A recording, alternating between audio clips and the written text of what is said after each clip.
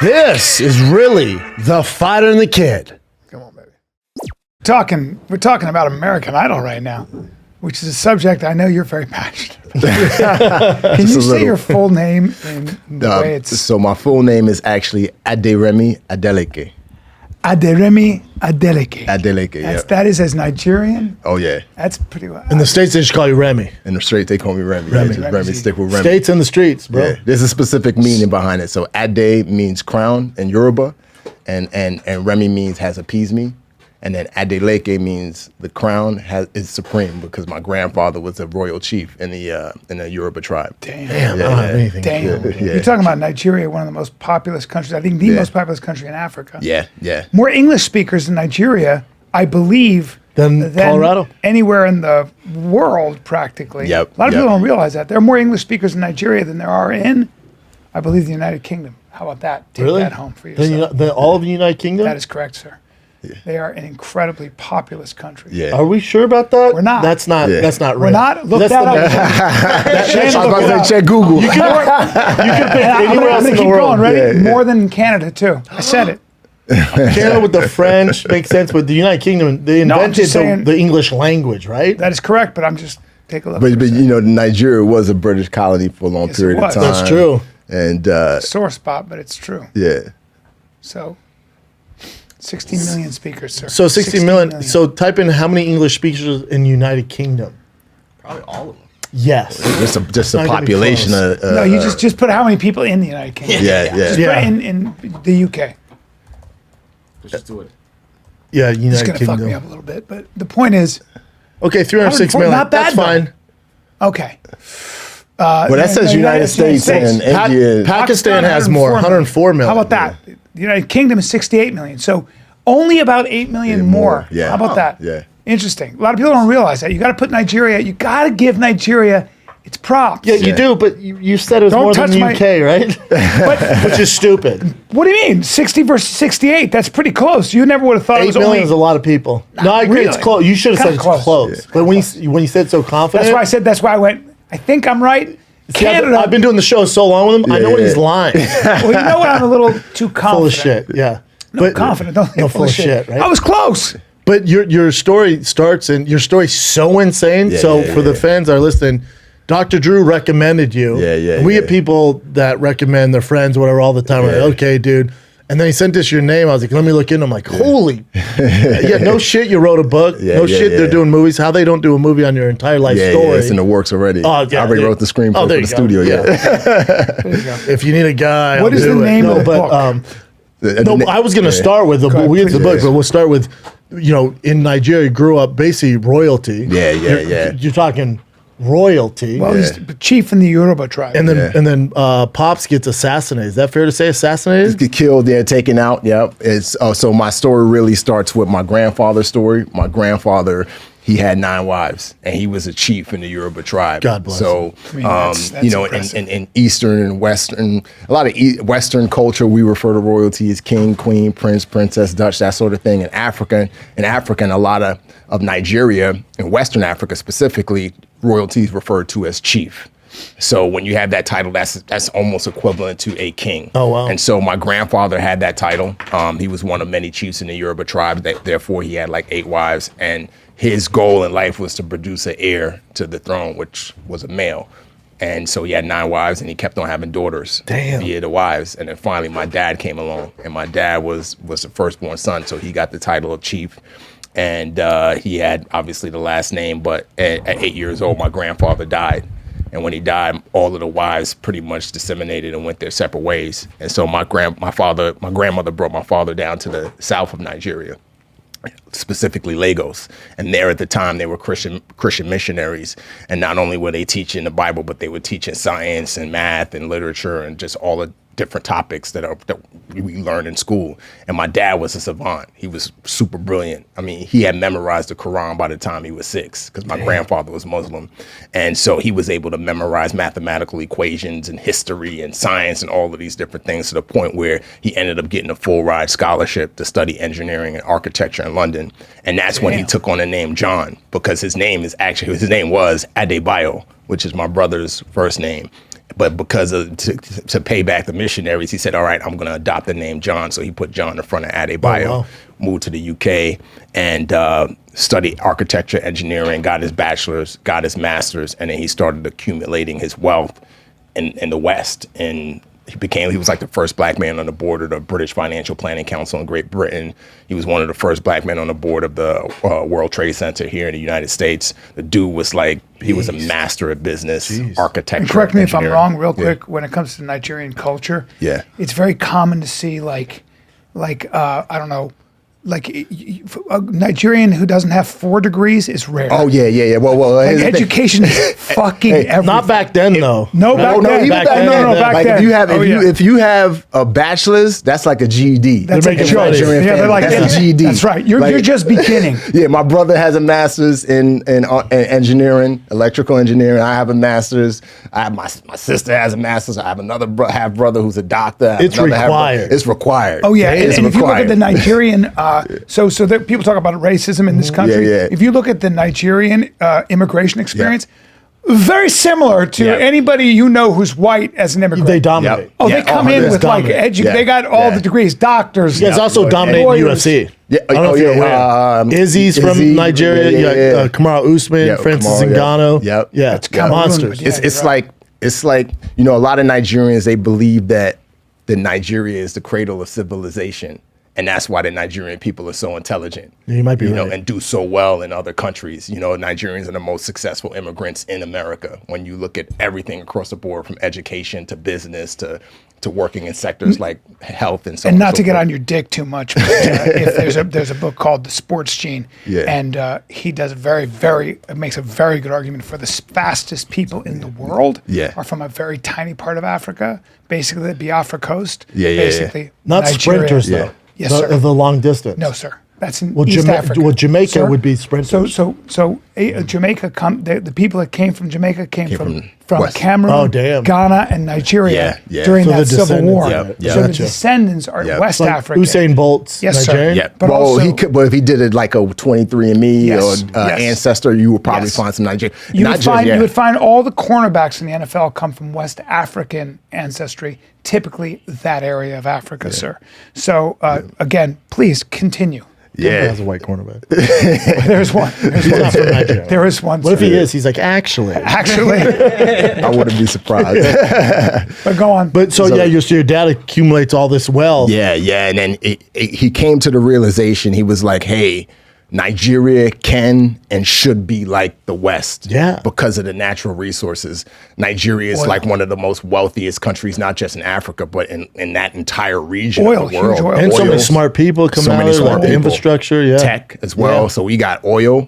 You just look at the natural resources alone. You got oil, you got natural gas, you got cocoa, you got gold. You got so many other resources that come out of Nigeria and go to different places. And so my dad was like, if I can somehow take everything that I've learned in the West and go back to Nigeria, I can build it to be as on par, if not better, than Western nations like America. That was his vision. He was a very far-thinking man. He always saw 10, 20, 30 steps ahead. It's a good way to get killed. Yeah. Unfortunately, and create enemies. And so my dad ended up going back to Nigeria, started his businesses. He started his architecture firm there, was successful. And are you around at this time? Or no. This is like the early 70s. Gotcha. This is the early 70s. This is before he even met my mom. And he bought this massive plot of land in Nigeria called Marako. It's like Marako, something to that effect. And it was like a slum. And his goal was to kind of completely transform Marako into like a Wall Street. And so what happened was in the 1970s, I can't remember the exact date, there was a military coup. He paid 8 million pounds for that land. Jeez. So you adjust for inflation and everything that's going on now, that's like equivalent to like $100 million, especially when you go from pounds to dollars. Jesus. And so there was a military coup, and the Nigerian government, the military confiscated, they took everything. I mean, they were killing politicians. It was like nuts. And so my dad wasn't going to fight that. He couldn't fight that. He's just one man. Yeah. So essentially, once democracy was reinstalled, he went back through the courts in order to get his land back. because it was taken from military people, from the government, because the military handed it back over to the government, handed everything, power and everything back over to the government. And essentially the court said, okay, we see that you paid for this. What do you want? You know, we're not going to give you back Marico. Do you want your money back? And so my dad said, there was a swamp, this disgusting swamp. It was a lagoon, but it was essentially a swamp. He's like, I want the swamp. And they laughed, and it was like, the swamp? What do you want a swamp for? He's like, I just want the swamp. Because what he was thinking was he was going to hire Dutch engineers, which he ended up doing, to dredge the foreshore to develop what was a swamp into a man-made island. Oh, wow. And so in his mind, he said, if I create something what a visionary, where there was never something, no one could ever come back and confiscate it or say it was mine. He was trying to, you know, protect his asset. Jeez, man. And so they said, okay, they laughed, and they gave him the swamp. And fast forward a couple years later, you know, he started doing the development, but that's when he met my mom. My mom is from New York. So my mom grew up in Harlem. She's a New Yorker. She was a flight attendant, traveled all over the world. And then she loved art. She always loved music. She loved African art as well. And so it was like 1980, 1981. And she used to fly into Lagos? She flew all over the world. Lagos, all over Europe, everywhere. But she lived in New York. She was based out of New York. And then there was a Yoruba art exhibit at the Metropolitan Museum of Natural History one day. And so my mom was like, I don't know if I want to go, but, you know, I'll go check it out because it's the last day. And my dad happened to be in New York because he was doing business at the World Trade Center. And so him being Yoruba, he was like, all right, I'm going to go to the Met to check out this Yoruba exhibit to see how legit it is. So he goes to the Met. He meets my mom. They're staring at a piece of art at the same time. My dad had this suave British accent, you know, Game over. He could fluctuate between pidgin and British. Game over. Yeah. So, by the way, and your mom's into the culture. Game over, dude. I might be a chief. Yeah, he's a chief. He's all that. So he was a suave cat, and he starts talking to her, and my mom's a New Yorker though. So my mom was like, get away from me. Like, what are you talking about? Get away from me. So then they went their separate ways, and they ended up meeting at another piece of art. See, my mom thinks it was an accident, but my dad, looking back in retrospect, my mom's like, nah, he was fine. Yeah, your dad's like, this is crazy. You're Whoops. piece too. Yeah. Ding, ding, ding. I'm sorry, that's my crown. This is ridiculous. My crown drop. Did I mention I'm a chief? Yeah. That's kind of how it happened. And my mom was like, yeah, whatever. He's like, yeah, I'm a Yoruba tribe and this, that. And my mom was like, okay. So anyway, they ended up going on a date, and then they got married 5 months later. Damn. Yeah, and they got married in November, which I didn't find this out until years after I married my wife, but they got married on the same day I married my wife. And you had no idea? And I had no idea until after I married my wife. Cool. And then me and my wife had an anniversary, and she was like, my mom one day, she was like, you know, that's the day me and your dad got married. Damn, that's cool. I was like, that's crazy. Yeah. So they got married, and my mom moved to Nigeria with my dad. And my mom was like exposed. It was like, I tell people all the time, my mom and dad's story is the real Coming to America story. Yeah. That whole Eddie Murphy coming to America. The real deal is, I remember, fast forward a little bit, just sorry to jump ahead. I remember being on a ship in the Navy, and I'm standing in line waiting to go get chow. And in the military, you have on, you know, your name tag, your last name, and your rank and all that. And I'm standing there just waiting, and these two black dudes walked past me. And just like in Coming to America, when Eddie was at the basketball game and the two cleaners walked past and they had on their coveralls and they stopped, and one of them came back and he said, Adeleke? He said, you are Adeleke? He started going, you are Adeleke? And he starts rattling off in Yoruba, speaking Yoruba. Damn. Like, both of them. And I'm like, man, I'm sorry. I don't know what you're saying. How can you not speak your tongue of Yoruba? What is wrong with it? And going on. And he's like, you are Adeleke. You need to know your tongue. You need to speak. And they start going off, and then they left. So going back, that was the life that my mom was kind of thrust into. She gets to Nigeria, everybody's referring to my father as Chief or Your Excellence.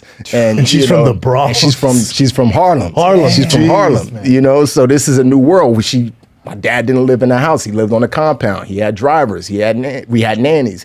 He had cooks. He traveled all over the world. I mean, my dad was legit. He was a very rich, wealthy guy. Man. He's a chief. And so that's when my brother came along in 1981. He was born. And then a year later, I was born in 1982. So that was the life I was born into. I was born into a life of opulence. Yeah. Like it was. Oh, I bet it's fun. Everything. I got pictures. I got pictures in my office now. Me on horses with our driver who corralled and took care of our horses, and us in France. And my mom and my grandmother has on fur coats, and my dad's there in his like, top hat and coat and all that. So yeah, the life was legit. We went to a private school. We went to a really, really private school that I actually got to go visit a couple years ago when I finished writing my book, and it was like one of the top private schools in, like, not just in Nigeria, but in Africa. A lot of people who did business from Europe, they sent their kids, if they lived in Nigeria, they sent their kids to this particular school. Damn. So that was the life that I was essentially born into. Let's take a break, Brennan. Can we take a break, dude? Take a break for a second. I'm not taking a break from the road because I'm in La Jolla Comedy Store first week of June. The Comedy Store, La Jolla, right outside San Diego, June 2nd through the 4th. That's 2 shows Friday, 2 shows Saturday, 1 show Sunday. I'm jumping across the pond. The Europe tour starts in Belfast, June 15th. 1 show only in every city. The theater tour. So the thick Europe tour starts June 15th in Belfast, Glasgow, June 17th, Manchester, June 18th, London, June 22nd, Cardiff, June 23rd. Then I end the Europe trip in Dublin at the Vicar Street Theater, June 25th. Get your tickets now at thiccboy.com. This weekend, Friday, Saturday, and Sunday, Philadelphia Helium Comedy Club, Memorial Day weekend. Come on out. We got some funny. And I got Comedy Works at the end of the month, June 29, June 30, July 1. It's going to be great. Listen, man, good money habits start with your very first paycheck. That's right. If you just scored your first job, you've got an opportunity to jumpstart a healthy financial journey. You don't want to get behind. Sign up for Chime, guys. Oh, my and God. Link a qualifying direct deposit. You get access to benefits like getting paid up to 2 days early and fee-free overdraft up to $200. And with Chime, there are no monthly fees, no minimum balance, and no deposit required to become a member. How about that? Wow, so sign up for Chime checking account today. Link your paycheck. It only takes 2 minutes, doesn't affect your credit score. Get started at chime.com/fighter. That's chime.com/fighter. And Chime is a financial technology company, not a bank. Banking services and debt card provided by the Bancorp Bank NA or Stride Bank NA. How about that? Members FDIC, of course, so you're federally insured. Early access direct deposit funds depends on payer. SpotMe eligibility requirements and overdraft limits apply. See chime.com/spotme. How about that? I just gave our guests some House of You gave the Navy SEAL / Hollywood superstar Remi some macadamia nuts. Chocolate dipped macadamia from House of Macadamia. Those are my go-to. Dude, it is the talk around the water cooler here at Thick Boy Studios. Ooh. Everyone wants our nuts. Eat them every single day. Dude, people are coming for our nuts. And when I have people over, we put them in a little bowl, and it's a very high-class snack. Oh, dude, I feel super bougie. People are like, I'm sorry, are you a billionaire? I'm like, yes. My billionaire only friends. All my friends. And you know I have billionaire friends. You say only all my friends are. That's right. And they come over and they go, this reminds me of home, because they eat. No, you're making good investments. That's what they say. You say, well, no, it's House of Macadamia. Yeah. Because they work with 96 South African farmers to make these nuts more accessible, more Look, they have a wide range of price-friendly. products, too. It's no added sugar or artificial ingredients. Hand-sorted nuts. They hand sort the nuts with hands. I'll sort your nuts with my hands. Ooh. They got dipped in chocolate. Dip them, Daddy. They got the nut bars that are the creamy nut butters. Oh, that nut butter, I just put my 2 fingers in it. Oh man. You did, didn't you, The actually? chocolate, yeah, I did. You did. No, I legit put my fingers in there. So good. Dude, and then we have a great offer for you guys. For this month only, their best-selling product through and through is their Namibian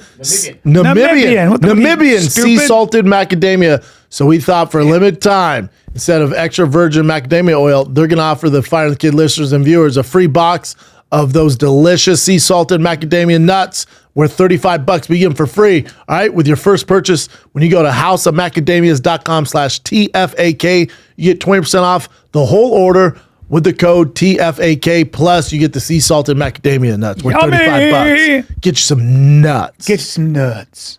How long were you there? Yeah, then Pops gets murdered at some point. Yeah, so in 1987, there was a lot of things that transpired between 82 and 87. But in short, after the land had finally formed around 86, 87, it finally formed into what was called the Lagoon Development Project. And my dad had invested millions of more dollars into it. He had signed contracts with businesses to have businesses and companies on the island. Because again, it was supposed to be like a Wall Street. I think he had signed contracts with McDonald's, if my memory serves me right, and other companies as well. And he would invest so much money that my mom would plead with him. She would say, you know, Bio, like, can you at least put some money back in the States? Because I don't trust this system. And all of our assets, including the house, all of our art. My dad was an avid art collector. I went to an art gallery when I was in Nigeria a couple years ago. It was called like the Nikkei Art Gallery. And to this day, she's kept some of my dad's art in her gallery. Damn. And so all of that was wrapped up in the island. My mom would tell him, if the Nigerian government does what they did before, we're going to have nothing. Correct. And my dad would say, my loyalty is to my people. Damn. Let me get this off the ground, get people paying me rent, get the businesses going on the island, and then we'll put all the money in the U.S. And again, his loyalty was essentially his downfall. Fast forward, after the land had fully formed, it was a fully formed island. The Lagos state government came in, because this was in Lagos state proper. The Lagos state government came in and said that the Nigerian federal government was never supposed to award him the swamp. This is why. This is insane. This is the story in every fucking country. Yeah. Africa, Middle East, all over. And when you don't have property rights, the strength of this country in the West is that you have courts that mean something, and that deed means something. And the reason that you don't have entrepreneurial people like who are entrepreneurs like your dad who create wealth, the reason you don't have the creation of wealth in Russia as well, Eastern Europe, is because a strong man or corrupt government officials with guns behind them come in and can take everything you worked for. So you have a business you worked for 30 years, very cool. We're going to come in and take it. And that's why all the best people in Nigeria, like, everybody comes here. Everyone comes here. That is the curse of Africa. Don't give back it's the curse to their of the Middle community. East. It's the curse of Russia. It's the curse of all those the government's killing it. They're killing all the dreams and hopes to build it's the curse of Mexico, same thing. Without property rights, without deeds and credit cards meaning something, all that matters is cash, and might makes right. So they take the my dad goes to court. Yeah, so my dad goes to court, fights them. In the process, he dies. He dies 3 weeks later. So he essentially, an autopsy, he was poisoned. Essentially. So he went to he got bit by a dog. He went to the hospital, and my dad when he was super stressed out, he would just go for walks around outside and around our neighborhood. We lived on Victoria Island, which is like the Beverly Hills of Nigeria. And he went for a walk, and a dog, neighbor's dog ran out, bit him. And my dad did that walk many a times, never got bit by a dog, knew the neighbor, knew the dog, it never happened. He goes to the hospital.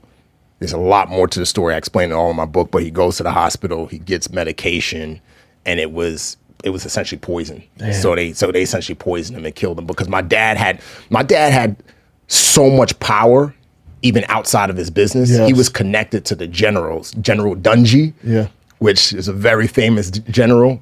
Some may say a very corrupt general, was my dad's best friend. Oh, damn. The Oluoyu, who's like considered the king supreme leader of the Yoruba, was my dad's best friend. My dad would bail a lot of these people out. So he had connections, even though the government to be a general fighting. In that military. Yes. Like Sonny Abacha and all those guys. My dad knew all of them. Sonny Abacha was a bad man. Yeah. So then once they basically poison your dad, take him out, you guys lose everything. We lose everything, because at that point, who's going to fight them? Yeah. My dad has no allies. My mom is American, and she wasn't really accepted.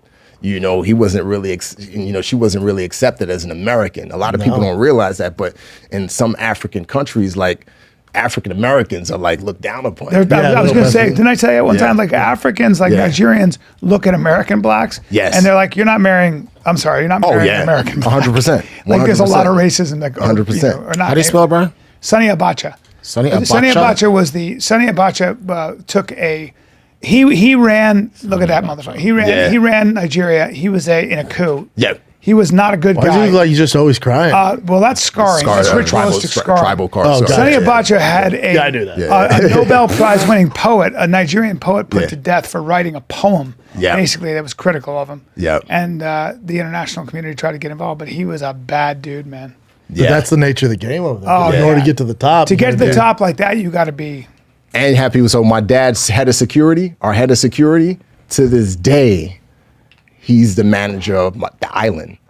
Oh, wow. which is now considered, they changed the name from Lagoon Development. It's now Banana Island. So if you look up Banana Island, like the richest Nigerian on the planet has a house compound on Banana Island. He did that from a swamp. DeVito, yep, he has so that's Banana. So it was that's still my dad's. Damn, that's your pop. That's my dad. So it's still a success. It's still a success. Yeah, major they success. took it. They took it. They took his idea. They took it and they turned it. It was supposed to be a business sector. It was supposed to be a Wall Street. No matter where. But now it's a residential for the upper class, for the rich. Wow. That was my dad. One of the first helicopter pad. Nah. I think that's like a lagoon. That's where so people could go and swim in. Oh, gotcha. To the Damn, right. that's yeah. nuts. Yeah. So yeah, that was it. And I went there, and like I said, the guy who was my dad's head of security, which means that my dad's head of security must have played a role in some way with what happened to my dad. Yeah, because like, you get this done. Yeah. Here you go. He's a manager. There's a history of poisoning too among leaders in Nigeria. Oh, yeah. It's really weird. Yep.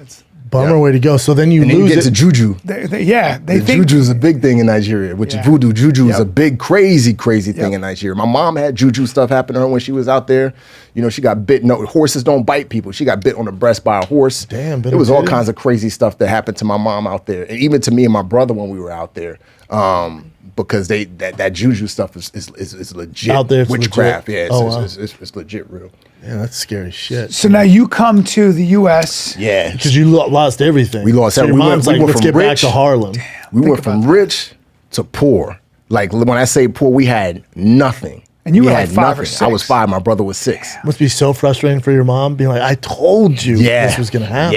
Yeah. You know, it was hard for my mom, but you know, my mom is a beast though. You know, my mom, like to this day, a lot of people follow her on social media. She's 70. She's like a workout fanatic. She looks like she's 40. She like health fitness model. Pauline Adeleke. So you look up Pauline Adeleke on Instagram, look her up. You'll see she's always doing fitness stuff on there and all that. But my mom, she was just a hard charger. She was one of those people that, you know, she had a hard life growing up. That's my mom. Oh my God. Wow. Yeah. Mom says so 6. great. Yeah, Look at her. Yeah, she's 70. She's about to be 71. Damn. Yeah, she does pull-ups and all that. Osteoporosis is not welcome here. She's been through it and back. Been through hell, man. And so that's the Oh, come on. You know, that's the woman that, you know, did it all. So when we got back into the States, my mom made a phone call. And I think this phone call was like the trigger that reminded her that no one's coming to the rescue. I got to make this happen on our own. She called up a family member, a very, very close family member who she grew up with, who was wealthy. And my grandfather, my mom's dad, actually helped raise this particular family member. And she said, hey, listen, I don't have a nickel to my name. I just need something to tie me over until I can get on my feet and, you know, figure out where I can get a job and this and that. My mom had a degree, you know, in education and all that. And so, so he said, let me call you back in 5 minutes. 5 minutes later, his wife called my mom, phone ring. And the wife said to my mom, don't you ever call up my husband and ask him for anything ever again, and hung up the phone on my mom. Here, my mom just lost her husband. He's dead. She's got 2 boys, don't know how to feed them, take care of them. And then she gets kicked while she's down.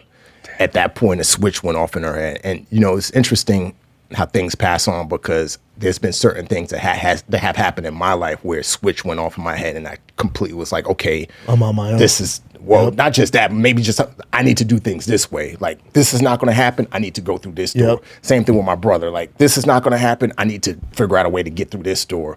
And that's what my mom did. So from there on, she worked multiple jobs. I mean, dude, she was always working. She would wake up in the morning, run the steps in our building. We had 17 floors in our building. Get me and my brother ready for school, get us fed, drop us off at school, walk us to school, go work one job. Me and my brother would be at school. She would pick us up from school, come back, help us with our homework, go work another job. Damn. Make dinner, eat dinner, go work another job. Beastie. And so I had a living example every day of a person that didn't give up and could have given. And she never remarried. She was just like, she was a very beautiful woman, and she had guys that, you know, wanted to get with her. And she was like, I'm not dating anybody. Dedicated to I'm you. not marrying anybody. I'm going to do this on my own, by myself, and take care of my boy. My mom, I asked my mom one time, I was like, Mom, why you never remarrying? She was like, I didn't want to bring any confusion around you and your brother. I was, you and your Mine was brother made was up. my everything. Damn. And I just knew that I needed to focus on you guys, and because if you guys would make it, then everything would be okay. Because she knew that my father's goal for me and my brother was to make it and be super successful.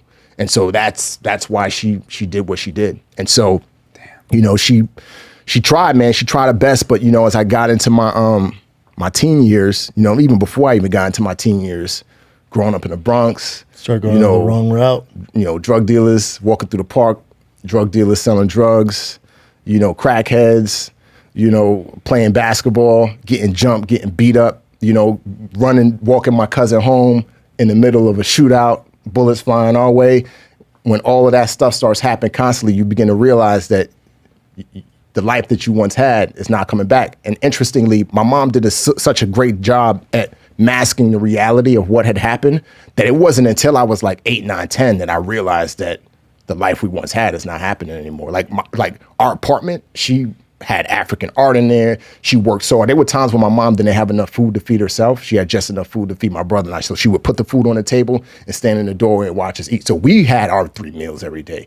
We had clothes and shared clothes, but they were things that she went without. And she did that in order to protect us of the reality. Dang. What a woman, man. Yeah. What a strong human being. 100%. That love, that deep love. When did you realize you weren't living royalty anymore? Yeah, it was like when I was someone's 8. bullying you, ringing a bell, like ding ding Did ding. you remember missing Jeffrey? your dad? Yeah, I remember, man. It was, you know, it's so funny. This whole scene is fresh in my mind. I had to condense it all, the whole kind of timeline in the screenplay, because I got hired to write the screenplay for my book, which is going to be a film. And so I went to the park. I'm condensing the story the same way I condensed it in the script, but essentially the events were, I went to the park one day playing basketball. I got beat up really bad. I got beat up by a guy who was like 35, 36, just I got out of prison. And how old were you? I was 8 years old. God. Another guy was 16. I was playing basketball against a kid who was my age, talking smack the way kids do. He told me to shut up. I said, if I don't, what are you gonna do? He's like, I'm gonna go get my brother. I'm like, all right, go get your brother. I'm a kid, I'm 8, you know what I'm saying? That's the only thing, his brother's 35. Yeah. He goes and gets his brother. His brother was 17, his uncle was 35. Damn. He got them and they destroyed me, man. Slammed me on the concrete, beat me really. I remember, I'll never forget, there were people all around the park just watching. Doing nothing. All around the park just watching, doing nothing.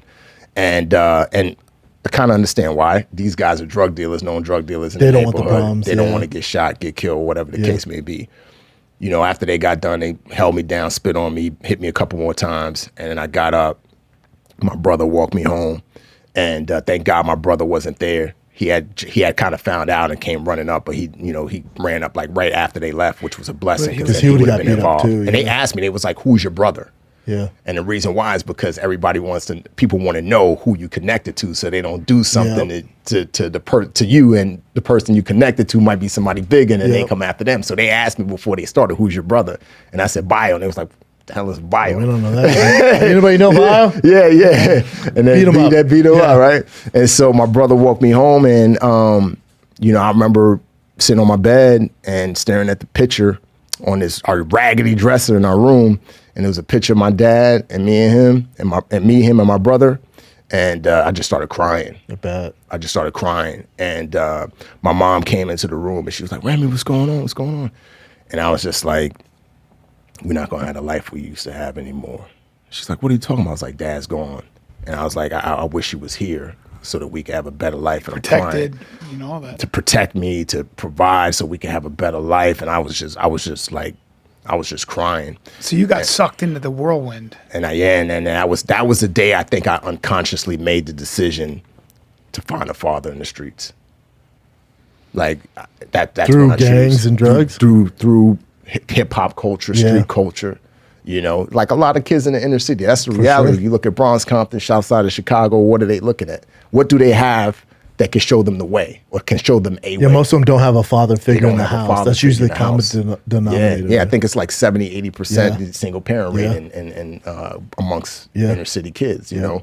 And so hip hop was the late 80s, early 90s, big, you know, all these Nas, Gangsta rap, Jay-Z, Snoop, all of this stuff. So I was now able to kind of hear a father, see a father through music videos as much as I wanted to. So when I would hear guys talk about, yo, somebody disrespect you, punch him in the face, that's when I really started fighting. You know, I remember in our park that I grew up in, the older kids, they would get chalk and draw a boxing ring, like a box. They would draw a box with the chalk on the cement, and they would put the young kids, they would put us in the ring. You going against you, and they would bet. And it was like, you can't back down from that. It's like you going in, you're gonna get beat up if you don't go in. Fight. So I would go in. I was fighting. I was stealing. I was going into to bodegas and stealing chips, stealing this, running out. And then that progressed to stealing from my mom the little money that she had. Damn. I would take money from under the mattress just so I could try and flip it or do something with. And I remember times when my mom, she would came in my room just crying. She sat on my bed. And I was like, "What's going on?" She's like, "I had $20 in my bed and it's gone.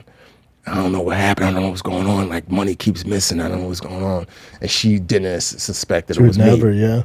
And so the biggest thing that I did before I jumped to the drug stuff is, my dad's engagement ring, my dad gave to my mom. Damn, you sold it? I pawned it in a pawn shop. Damn. And that was the craziest thing I did against my mom.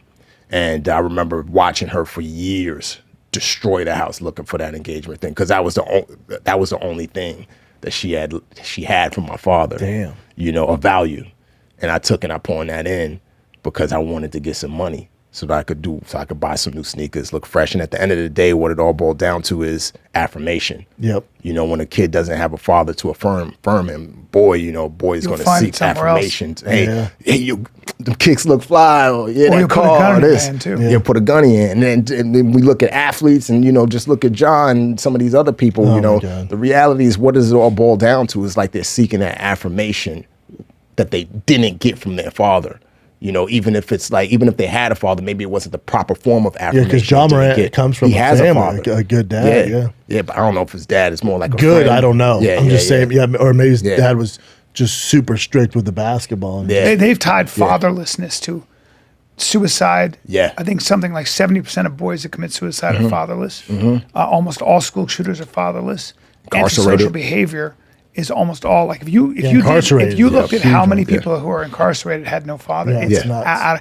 you need a father. 100%. I mean, you can solve so many social ills with that. That's why conservative ideology is stay married, right? Yep. Like, so a lot of cultures, like, so and there's a dude who's Turkish, and he was going to get divorced from his wife. What? I'm going to get divorced. He's an American Turkish, but he was married to a Turkish woman. And the Turkish men in her family from Turkey showed up at his house. They had to sit down. They had to sit down. Yeah, They we were ain't like, doing this, man. They were like, Some American we're shit. Turkish. So this is adorable that you think you're going to get divorced. You got kids in the house. So what you're going to do is stay married. Now you're going to be able to do whatever you want, but you're staying married because otherwise it's going to be a fucking dangerous situation. Looks bad on the Like, you know what I mean? Like that's like a lot of cultures.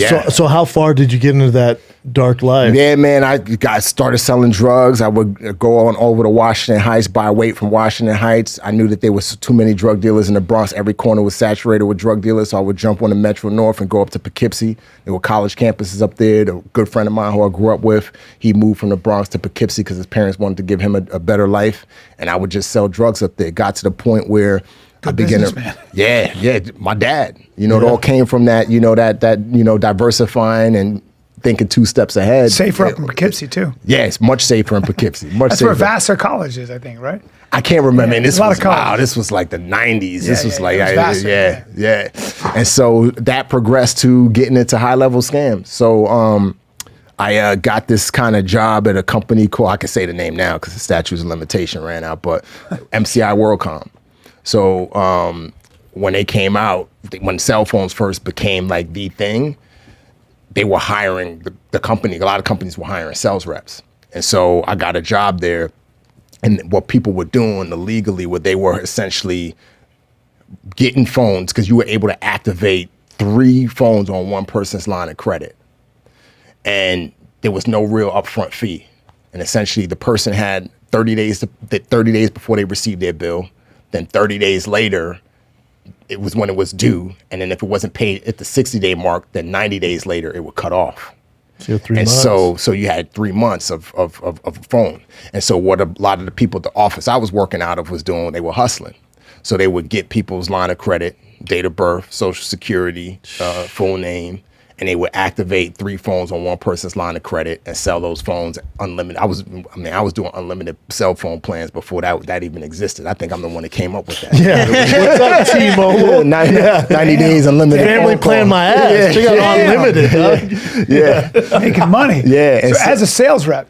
As a sales rep, legally, so legally, but so I had a niche because all the drug dealers like that concept. So because all the drug dealers could have a phone for 90 days, get rid of it, get burner a new phone, yeah, burner man. phone, pop smoke, go to the next one.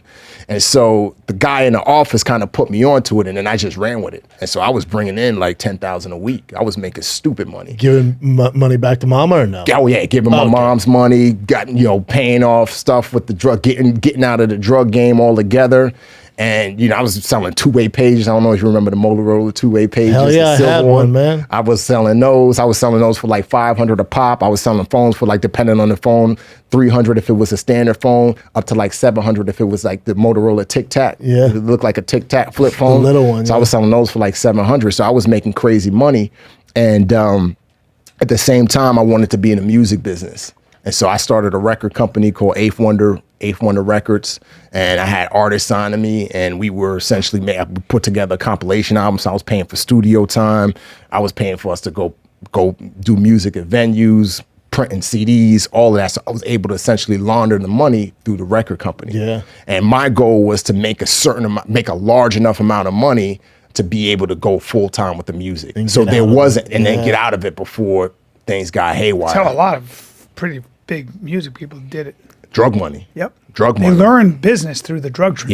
Yep. And then got into Look at Jay. But a lot of people have that plan. Yeah. But then they're like, oh, no, I'm going to get out after my next 10 minutes. Yeah, and yeah. then they get caught. They get shot. So how everything went south for me was I met this one drug dealer, and he was essentially my demise in that business because one day, we were doing business for a couple months, and then one day he reached out to me. He was like, hey, I want to buy in bulk. And I was like, buy in bulk? What you mean? He was like, I want to buy like 10, 20 phones at a time. I was like, I don't do that. Because I set a number of phones that I would sell a week so that things wouldn't get too hot. And another thing that I did was a friend of mine who I went to high school with, his girlfriend worked at hospice.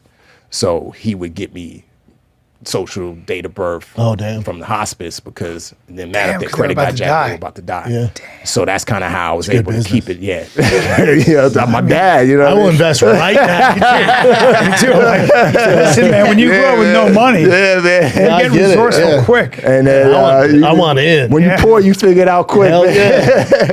But then someone always comes along and fucks it up. 'Cause you're being smart, trying not to get on everybody's radar. Trying to manage it, People get keep greedy. it light. They say, I want bulk. You're like, God damn it. And he was like, and I was like, no, I'm not doing it. But he was very convincing. So finally, I was like, all right, I'll do it. But let's try it out for a month. Bro, after 30 days of that first order, all the phones cut off. And when that happened, literally, I damn near shit myself. Because there were people that were getting caught and sent to federal, getting prosecuted and charged federally for that. In my office. And so none of the phones had ever cut off that early. So when it cut off, in my head, I was like, oh my God. When he called me, he was hot. He called me and threatened me. He was like, yo, the phone's cut off. I'm coming to your house right now. And I'm like, all right, he's gonna come kill me. That's the least of my worries. Yeah. Like, what's gonna happen with the Fed time? You know what I mean? That was the first thing that was on my mind. I was like, man, I could talk my way out of getting shot, but I can't talk my way out of federal prison. Yes, it's just I done sold too many phones. And there's people in my office getting caught and getting walked out of the office in handcuffs. Damn. And so I came to my house, threatened me with a gun, and then I made him his money. I had money in my house, so I gave him a large stack of money. Next day, met him, gave him the rest of the money. And then I was like, all right, I'm done with this. So you had to give him money. That's I had to, because what he did was he flipped the phones. So if I sold him the phone I sold him bulk. If I sold him all of the phones for 300. I can't remember the exact number, but if I sold each phone for 300, he then went and sold it for 600 each phone. So he had to go. But he paid flip 300, so you owe him all that money. Yeah, so I had to give him that money. Not a guy you want to fuck with. Definitely. You know, he was a Jamaican dude. He was a big drug dealer. But also, could you have been like, hey man, you're the reason we're in this mess. You're the one that do bulk, dumbass. Yeah, it kind of yes and no, because part of it could have been him, but it could have been just the gig was up. Yep. You know, just the gig was up. Yeah. You know, and so my point, I was just trying to figure out how do I talk myself, because that was one thing I was always good at. I was always good at like talking myself, talking my way out of a situation I got myself into. So after I gave my money, I was like, damn, like, how am I going to do this? I can't just not show up anymore. I can't just not go into the office. Because then you're on the run. Then I'm so obvious. And I need for my own mental stability, I need to find out what's going on. So I had my mom help me write a letter, and I wrote a letter to the manager of the office, and I was like, hey, listen, like, I got a better job offer. Things are getting crazy. I just want to get out of this crazy business and do something different, because in my naive mind, this is how stupid I was. I figured that if I quit beforehand, they can't fire me.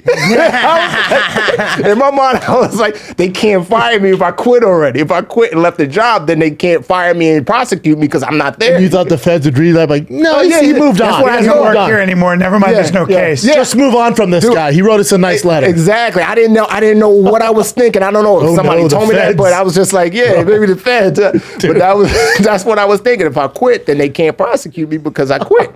So I went in and I went into the office building. It was right on 42nd Street by Grand Central Station. Went up the steps, scared to death, looking around as I'm walking through the office. Like, the feds, somebody's gonna pop out on me. Walked through the cubicles. I went straight to the manager's office. There's a lady named Miss Green.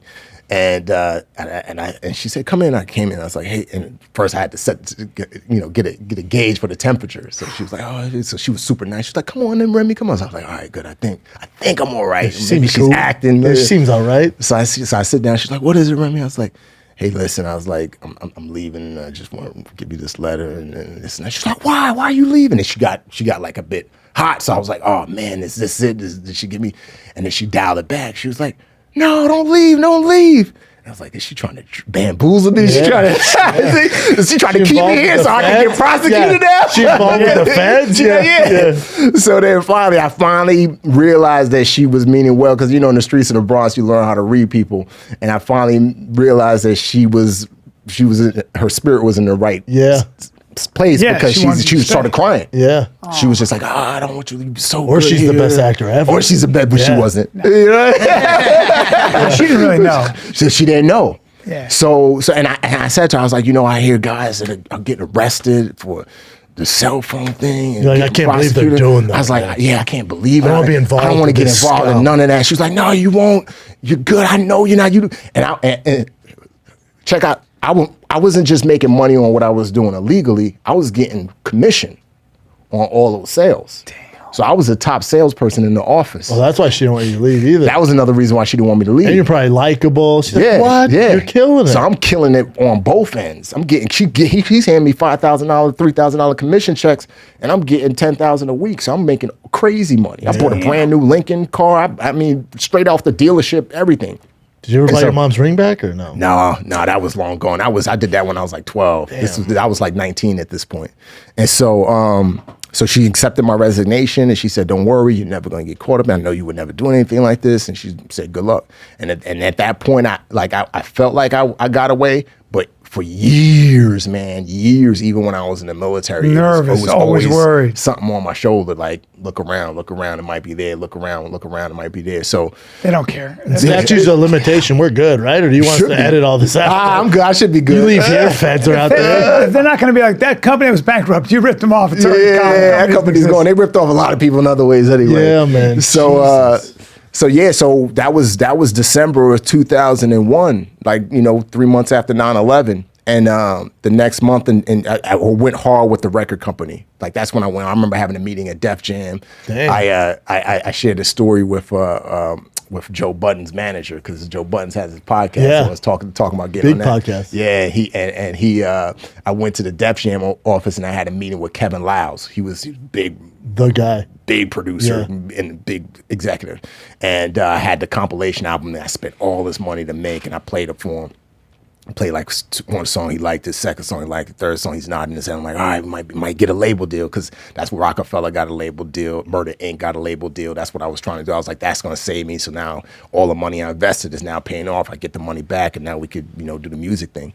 And after like the seventh song, he stopped it and he said, he's like, that's cool, but you want to hear something fire? You want to hear something dope? And as soon as he said that, I knew I wasn't getting a label deal. What was dope? Kanye? Joe Buttons. Oh yeah. So he was like, he was like, I just signed this guy named Joe Buttons, and he pulls out the CD. It was like blank. It didn't have any graphics or anything. Yeah, he puts it in the CD player. It was one of Joe Buttons' first singles that dropped. He played it. He's like, that's going to hit. He's going to be the biggest rapper in New York. He's going to be the biggest rapper. He was big. And at that point, you knew. before that, I checked out. Yeah. I was like, yeah, whatever, play It it. could have been anything. Because did you hear a difference between Joe Buttons and the guys that you had? Oh, I thought my guys were fire. Yeah. I thought my guys were great. I mean, to this day, I listen to the album from time to time, and I'm like, yo, this is. How could he pass when I was up writing on the screenplay, I put some of the songs in there, lyrics. I was like, yo, this was fire, Yeah, man. still good, yeah. I even got a verse on one of the songs on Sick, freestyle. Like, yo, this is tight. Sick. And but it didn't work out, and then January passed, nothing. February passed, the money goes away. I have nothing left. March, April, then finally in June, my mom got tired of me sitting in the house and not getting a job, and I got tired of me sitting in the house and hoping for something to happen. And that's when I made the decision. You know what else do I have to lose? Like, the idea kind of came. There's a lot more to the story, but in short, I was laying in my bed and I felt this presence. I felt something say to me, you need to get out of here. You need to join the military. And it was a June morning, and I remember getting out of the bed, looking around, and because it sounded like somebody had spoken to me, and I didn't see anybody. Didn't hear my mom. My mom was in her room, and then that thought just began to linger and linger and linger. Did it sound like Jocko, or was it? Wake up at 4:30 in the morning. It was like a small, calm voice, and then I started battling with the idea because I hated the police. I associated anybody in a uniform as a police officer. Makes sense with your background, with drug dealing. Yeah, whether you Army, Navy, Marine Corps, you were the police to me. I had a great disdain for the American government, you know what I mean? Just growing up, hearing what I heard, and, even stuff that I saw growing up, seeing cops beat the brakes off of dudes in train stations, me being arrested, having crazy stuff happen. I just had a lot of disdain. Is this 2001, you said? This is 2001. So it's after No, this is September. 2000. This is 2002. Okay, so it's June. after September 11th. Yeah, though, with yeah. the tower. Yeah, I watched the towers come down. Jesus. I remember going to the roof of my building with this girl who I was dating at the time, and we saw the tower smoking, and we saw it come down from the roof. And her cousin was in Windows of the World. She was a waitress in Windows of the World. They never found. Is that the restaurant? Yeah, it was a restaurant at the top. Yeah. That to see those towers fall was so unbelievable for a New Yorker. Yeah. Like it was like hard to even understand. Yeah, it was crazy. It was tough for everybody. Yeah, Everybody. but it brought New York together. Rallied You know what I the mean? troops. Like everybody, basically. you know what I Yeah, mean? Like man. whether you were black, white, cop, not cop, wasn't whatever the about case that may be, it anymore. was Yeah. like I went to New York 11 days after that. So you know the deal. Yeah, and I went yeah. and saw it smoking. It was still smoking. 11 Yeah, days yeah, later. yeah. Oh yeah. Oh, we flew over it. I saw it. And then did that give, even when that happened, were you like, man, I need to get in the military, or was this voice telling you? No, it was a voice because that happened. That was 9 months earlier. So I felt the voice, and then I was like, I battled for a bit, but then I looked at my dad's picture, that same picture that I cried in front of when when I came home after getting beat up, and I said, screw it. What else do I have to lose? Let me see what's gonna happen. And ran down the street I grew up on, Fordham Road, and first I went into the Marine Corps office because I was like, I'll join the Marines, you know what I mean? And there was a poster in there, this guy with a gun and a wetsuit, and I was like, oh, that's a Navy SEAL cat, because I didn't know the difference because I watched a movie called The Rock. Yep. But there were two movies that kind of planted the seed in my head to do something outside of sports, drugs, and rapping, and that was Bad Boys, because that was the first time I saw two black dudes who looked like me, but they were cool and they were heroes. Yeah. And then it was The Rock, because that was the first time I saw the Navy SEAls. I was like, yo, these dudes got on rubber suits and they swimming, they got cars that drive on the water, and they got suppressed. And I was like, if I ever turn my life around, I'll do that. So when I went to Marine Corps recruiter's office, I saw that post. I was like, that's right, I'm gonna be a Navy SEAL, thinking that the Marine Corps cutout is a Navy SEAL. Nobody was in the office. I sat there for like 10, 15 minutes. And nobody came? Nobody came. There was coffee on the desk. Damn recruiters. There was coffee on the desk. So somebody must have been in taking a dump or something. But the guy didn't come in. They had bad cell service. Yeah, you had to go outside. I told him the phone to cut off. Full circle. Fuck man. But it was a blessing because I went two doors down to the Navy recruiter's office, walked in there. It was a beautiful Puerto Rican Navy recruiter named Tiana Nadine Reyes. Damn, you still remember her name, bro. Remember her name. And I saw it in my mind. I was like, I'm not just getting in the Navy, but I'm getting with her. I'm getting with her. And so I'm that's why she got the job. Yeah, that's why she got the job. So I started suaving on her, and she's laughed. She was from the Bronx. She served in the Navy, and then she came back to be a recruiter in the Bronx because she wanted to kind of get back to her community. And she's like, "What do you want to do?" I was like, "Yeah, I'm gonna be a Navy SEAL." She was like, "You gonna be a Navy SEAL?" Because I was skinny. Yeah. And she was like, "Yeah, I'm gonna be a SEAL. Come on, girl, be a SEAL." So she's like, "All right, whatever." She's like, "Come over here, Navy SEAL, and take the practice ASVAB test." So I went to the computer, took a practice ASVAB test. I passed high enough to get into the Navy, but I didn't pass high enough to be a SEAL because you got to score really high on the ASVAB test. What's an ASVAB test? It's like a aptitude test. It's almost like the SAT. Oh, gotcha. You know, it's like math and reading comprehension and all these. It's like the SAT, but just to get into the military. Shit. And so after that, she had me come over to her desk. Went over to her desk, and she ran my background. And when she ran my background, she found I had 2 warrants out for my arrest. And when she said that, bro, my whole body got hot. You didn't even know. I didn't even know I had warrants. Damn. I didn't even know I had warrants. My whole body got hot. Keep in mind, I left WorldCom in December. So in my mind, the first thing that popped in my mind, I'm like, oh my God, these are the Fed warrants. They couldn't find me. They coming after me. I'm going to federal prison. Dude, it was like I wanted to die. Your like whole my body, face turned right? pale. I got hot, my face turned pale, and I got up and I bolted towards the door. And right before I got to the door, she stopped me. She said, "Stop." And I'm like, what? I'm sweating at this point. I'm like, and she's like, "Where you going?" I was like, "I'm getting out of here." Like, she's like, "Where you gonna go?" I was like, "I don't know. I'm just getting out of here." She's like, "Stay." I was like, "No, I'm not staying." I thought she was gonna turn me in. I thought she was trying to call the cops to turn me in. And I was like, "What do you want?" She's like, "Are you gonna turn me in?" She's like, No, I'm not gonna turn you in. She's like, "Just relax, just chill." She said, "You got a suit?" I said, "Nah, I ain't got no suit." She said, she was asking out on a date? I thought she was trying to take me to the pen. You have a suit for your court date? Yeah, I thought she was going to take me to the cops, and she wanted me dressed nice so that when she takes me, they may have leniency with me. So, this is what I'm thinking. Yeah. So then she's like, "You got a collar shirt, some nice pants." I was like, "I'm sure I can find something." Why? I'm amped up. You know, I grew up on DMX, so I'm like, why? What do you want? And then she's like, "Just come back tomorrow." I was like, "For what?" She's like, "Just come back tomorrow." She screamed at me in a thick New York accent. And I looked at her, like I said, growing up in the Bronx, I learned how to read people. So you have to, especially when you're hustling the way I'm hustling.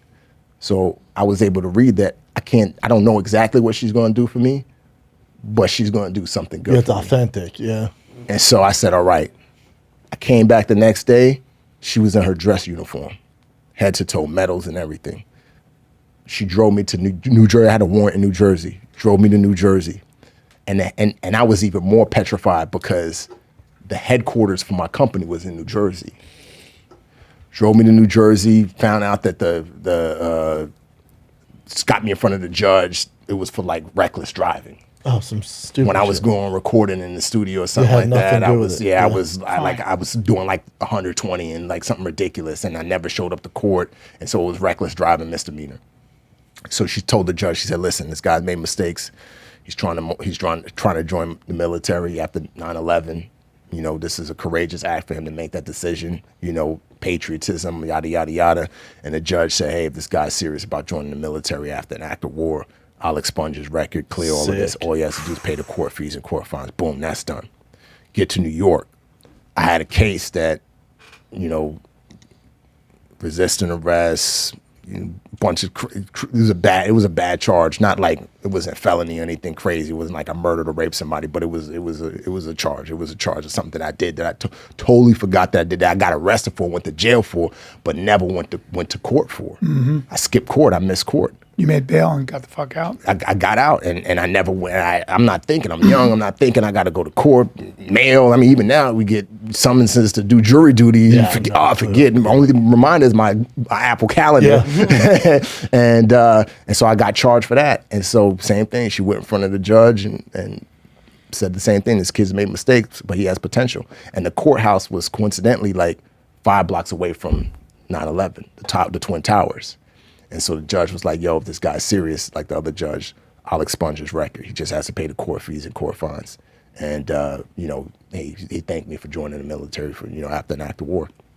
She had to go a step further. She went a step further and fudged the paperwork because even with my record expunged, she still needed time. That doesn't clear in the system right away for the government, the military background check system. She fudged all of that. I love her. Yeah, She great. fudged all of that. No wonder you remember her name. Yeah. She died 2 years later. Oh, no. Damn, from what? Yeah. She had an autoimmune disease. Damn. But her daughter, you know, I'm cool with her family. Her daughter's like my daughter. I'm flying out here in July, you know, for a holiday because she just graduates. She graduates high school. Oh, wow. You know, her moms are like my moms. We on the text thread. We texting her mom's her dad. So their family, her brother's like my brother. Oh, that's so cool. Brad, you know, Brad is hung out with the family, with CC and Sierra and the family. So yeah, we all family now because that decision changed your life. changed man. my life. Damn, Man. good for If her. it wasn't, if it were, you know, It says a lot about you to remember man. people like that and stay loyal. Man, I'd be dead on prison. If it wasn't for, I'd be dead on prison. Everything that I've accomplished in my family, I wouldn't have anything that I have now. It just shows you just need somebody to take a chance on That's you. it. Yeah. That's Like, it. She saw a something little in you. belief. Yeah. She saw something in you. Yep. And Yep. you got yourself in that recruiting thing. Yeah. That's the other thing. Yeah. And you Did you We walked in there. yeah. And you joined the SEALs? joined the Navy. So I joined the Navy and, you know, went to boot camp. And when I got to boot camp, I wanted to do the SEAL thing, but I couldn't because I didn't have the ASVAB scores.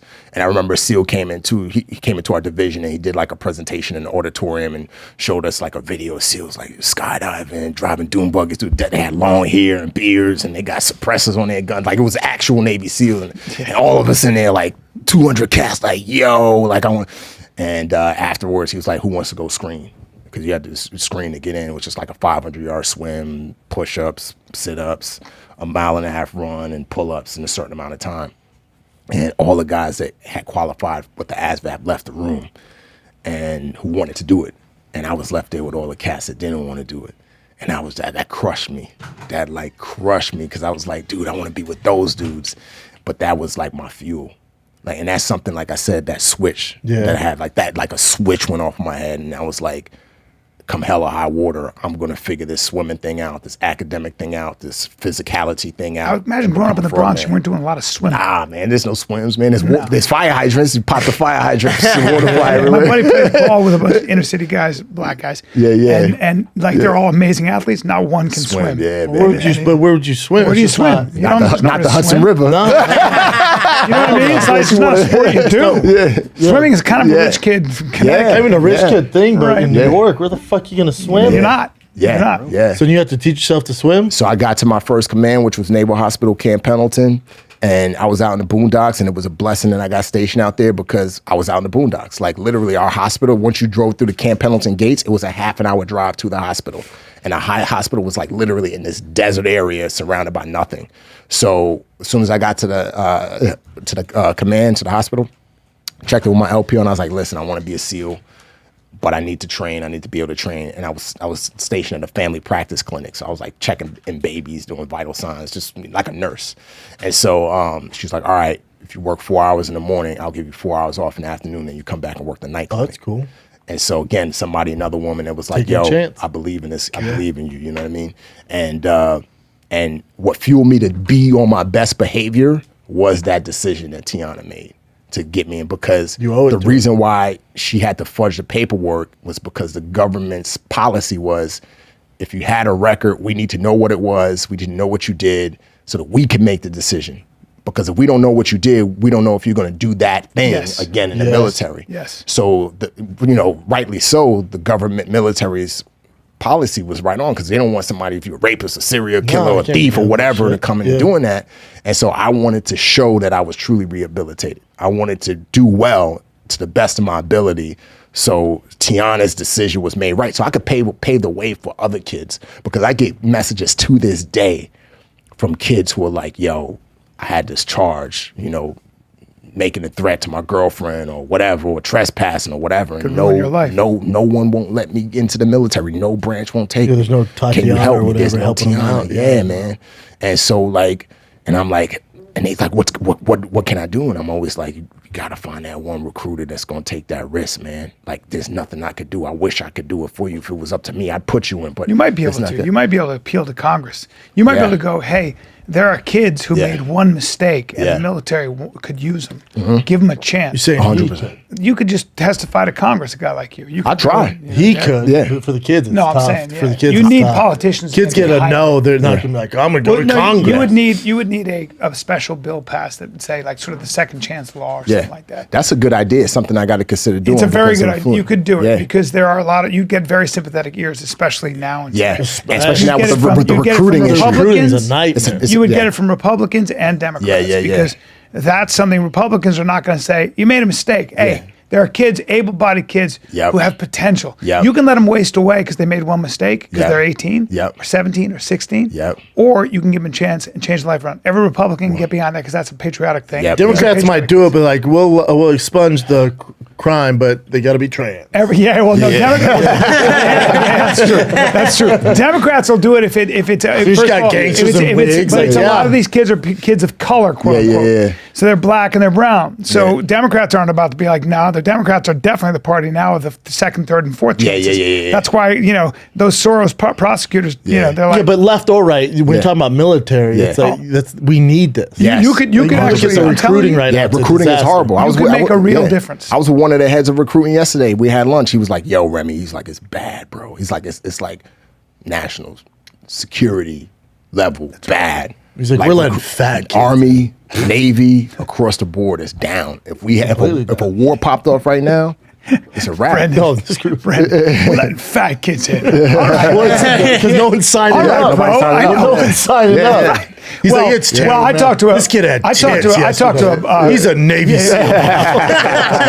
You think we want to send that kid on a fucking mission? Bro, I was talking to a fucking really experienced pilot at United yesterday at a party, a kids party, and he said, we have such a staff shortage for people, first of all, who are like, you know, the traffic control guy and all that. So that's why planes are delayed a lot of times, but also they can't find pilots. So they're putting younger and younger, more and more inexperienced pilots in that seat.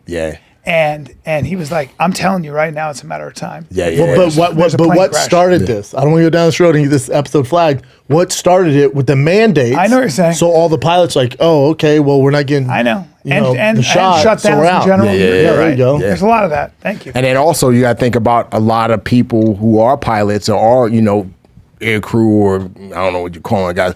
A lot of them come from the military. They get the experience in the military, then they retire, get out, and then they go into the civilian sector. But now because of the lack of recruiting, we're now seeing the effects of people not having joined, so they're not getting out. How about this? So I was raving about the border and it's open and all these people coming over. You're raving that's a good thing? No, I'm raving against it. I'm like, we should close the border. Okay, I had this really smart dude. It's really smart dude. He's a billionaire and he's my friend. And he goes, he calls himself Republican light, Democrat heavy. And he goes, here's the thing, dude. We have a labor shortage in this country. And all those people coming over, all of them are getting jobs. Jobs that we don't want. And they're paying taxes. And I was like, it is. I was like, he showed me the stats. He follows it. He's way smarter than I am. He has all, and I was like this. I was like, it kind of got me to, I was like, maybe I should rethink some of what I'm saying. I was like all opinionated. No, you definitely need immigrants for a lot of that stuff. You can't say every person. A lot of them are getting jobs, though. A lot of them coming in. Because there is a lot of labor shortages that shit that people don't want to do. They don't want to do. Kind of get sucked right into it. So. But there has to be a process for that. You just I agree. I'm not saying, I agree. I'm not saying, I believe in, legal immigration. But your billionaire friend didn't. Hey, man, he's just saying, bro. The problem. He's just saying. Did your friend named Soros, right? You gotta be careful with this one. You don't trust him. Hey, come on, man. Wait, so now so let's get back to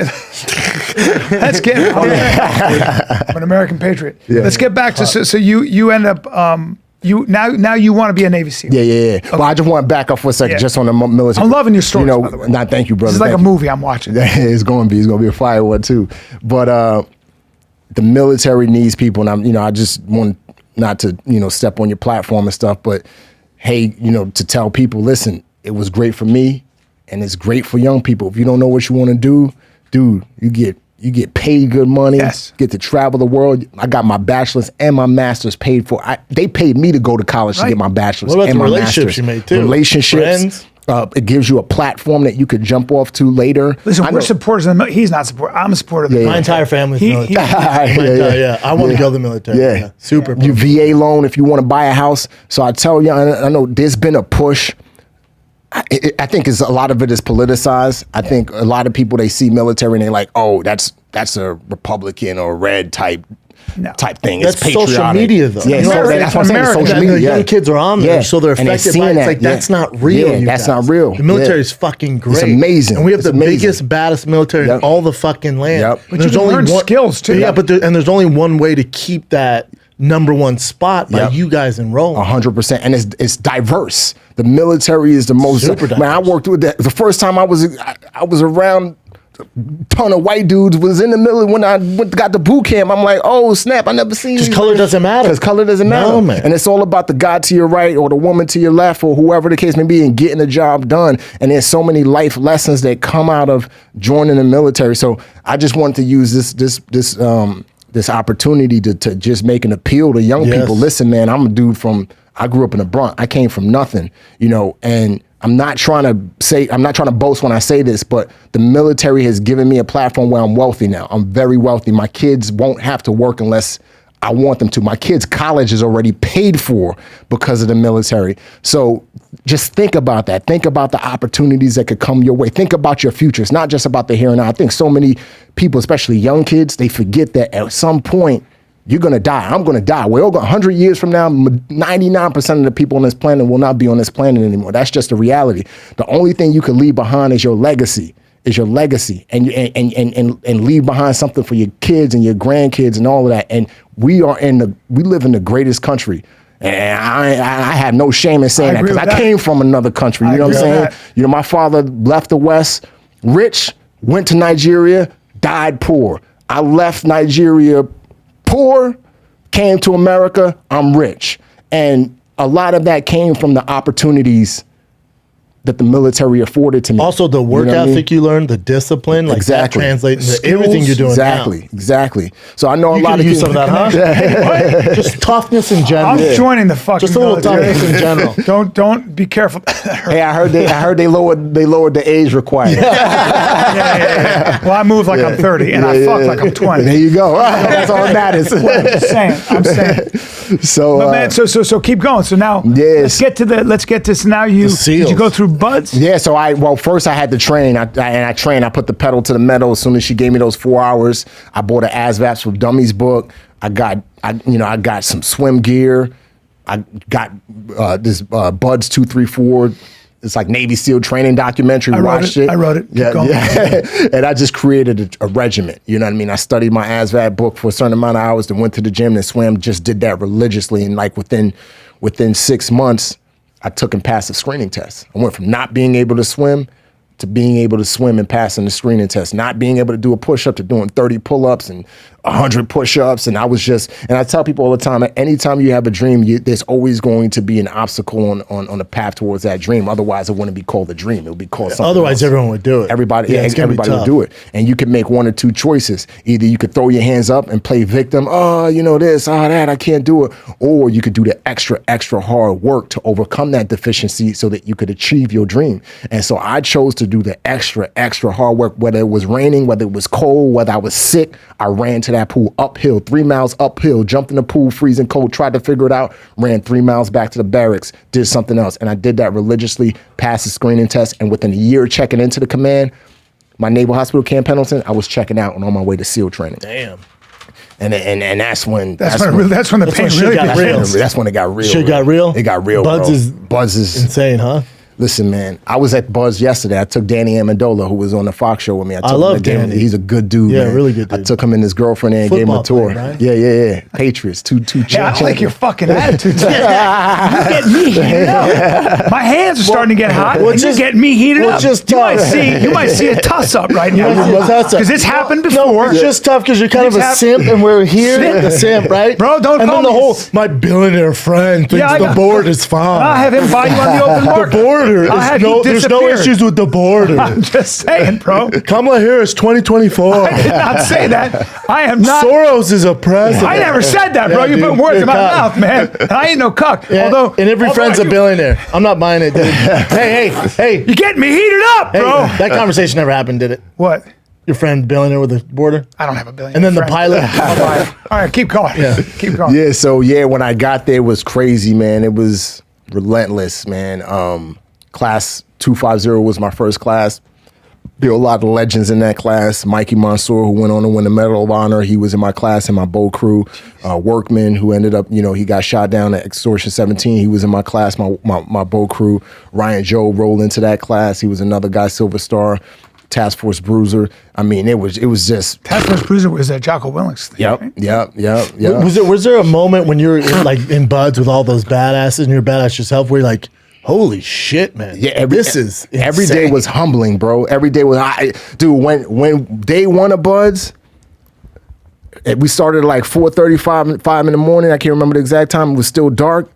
And they called us out on that grinder. We ran out there. It was like Saving Private Ryan when the boats were coming in. Yeah. And cats are getting shot and you all in the character's POV and bullets are flying. It was like that. We running in and instructors are just like 20 of them. Like, get down. And guys are just falling on stuff, getting hurt, quitting, ringing the bell, ding, ding, ding. Then another person running. It was gnarly, man. They spraying us with water hoses. It was freezing cold. It was winter. I had a winter phase. Would you get confidence when they would ring the bell? 100%. We had a saying. It was like Highlander. It was like Highlander when you kill a dude and you get his soul. Because nowhere near is what I went through, similar to Buds. But I played football at University of Colorado. They call it Dirty Dozens. Yeah. And you'd have to be there at 4:30 a.m. before our classes started. Yeah. So there was probably 150 guys, and the only point was to get guys to quit. Yeah. Like anybody who couldn't finish the sprints or finish the obstacles, they would quit. Yeah. Or do wall sits. Anyone who fell down, out. Yeah. And it used to give me so much energy. Yeah. When a guy would quit, I'm like, because in your mind, it's like, well, I'm better than him. Exactly. And that was the thing. You see them falling off, ring that bell, you're like, yes. It gives you this energy that you wouldn't believe. Yeah. There was sorry, keep going. You want to hit the showers? What? I want to hear the end of the story. Okay, sorry. Yeah, no, you deserve that. Yeah. No, you can jump in. You get me heated, man. Also buy his book, right? Yeah. I'm going to buy his book. I'll live his fucking book. Yeah, so people are ringing the bell, Buds is nuts. And I remember there was a guy in my class who was this is when triathlons became really big, and he was like, all instructors knew him because he was like a well-known triathlete. Dude quit.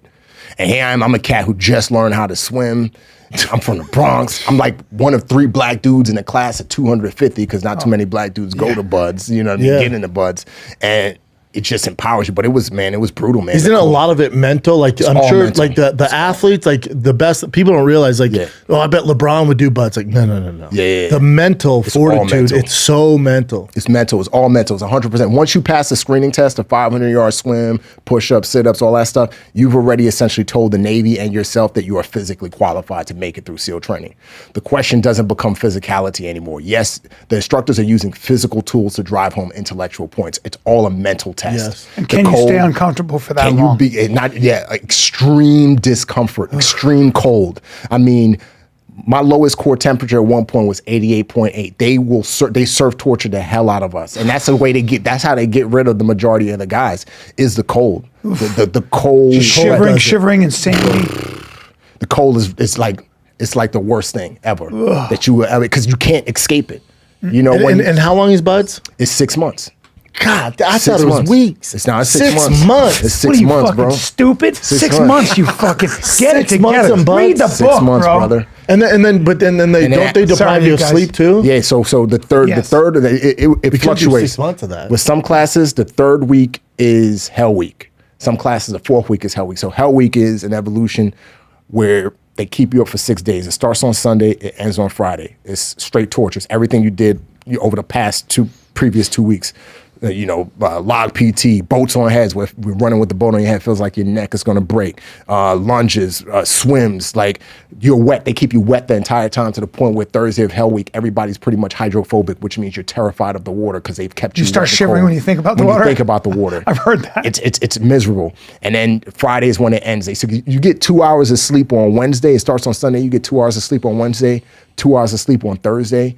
But by that time, you're so wired, most guys can't even fall asleep by that point because you're just expecting them to wake you up any second. And can you use any like caffeine? Nothing.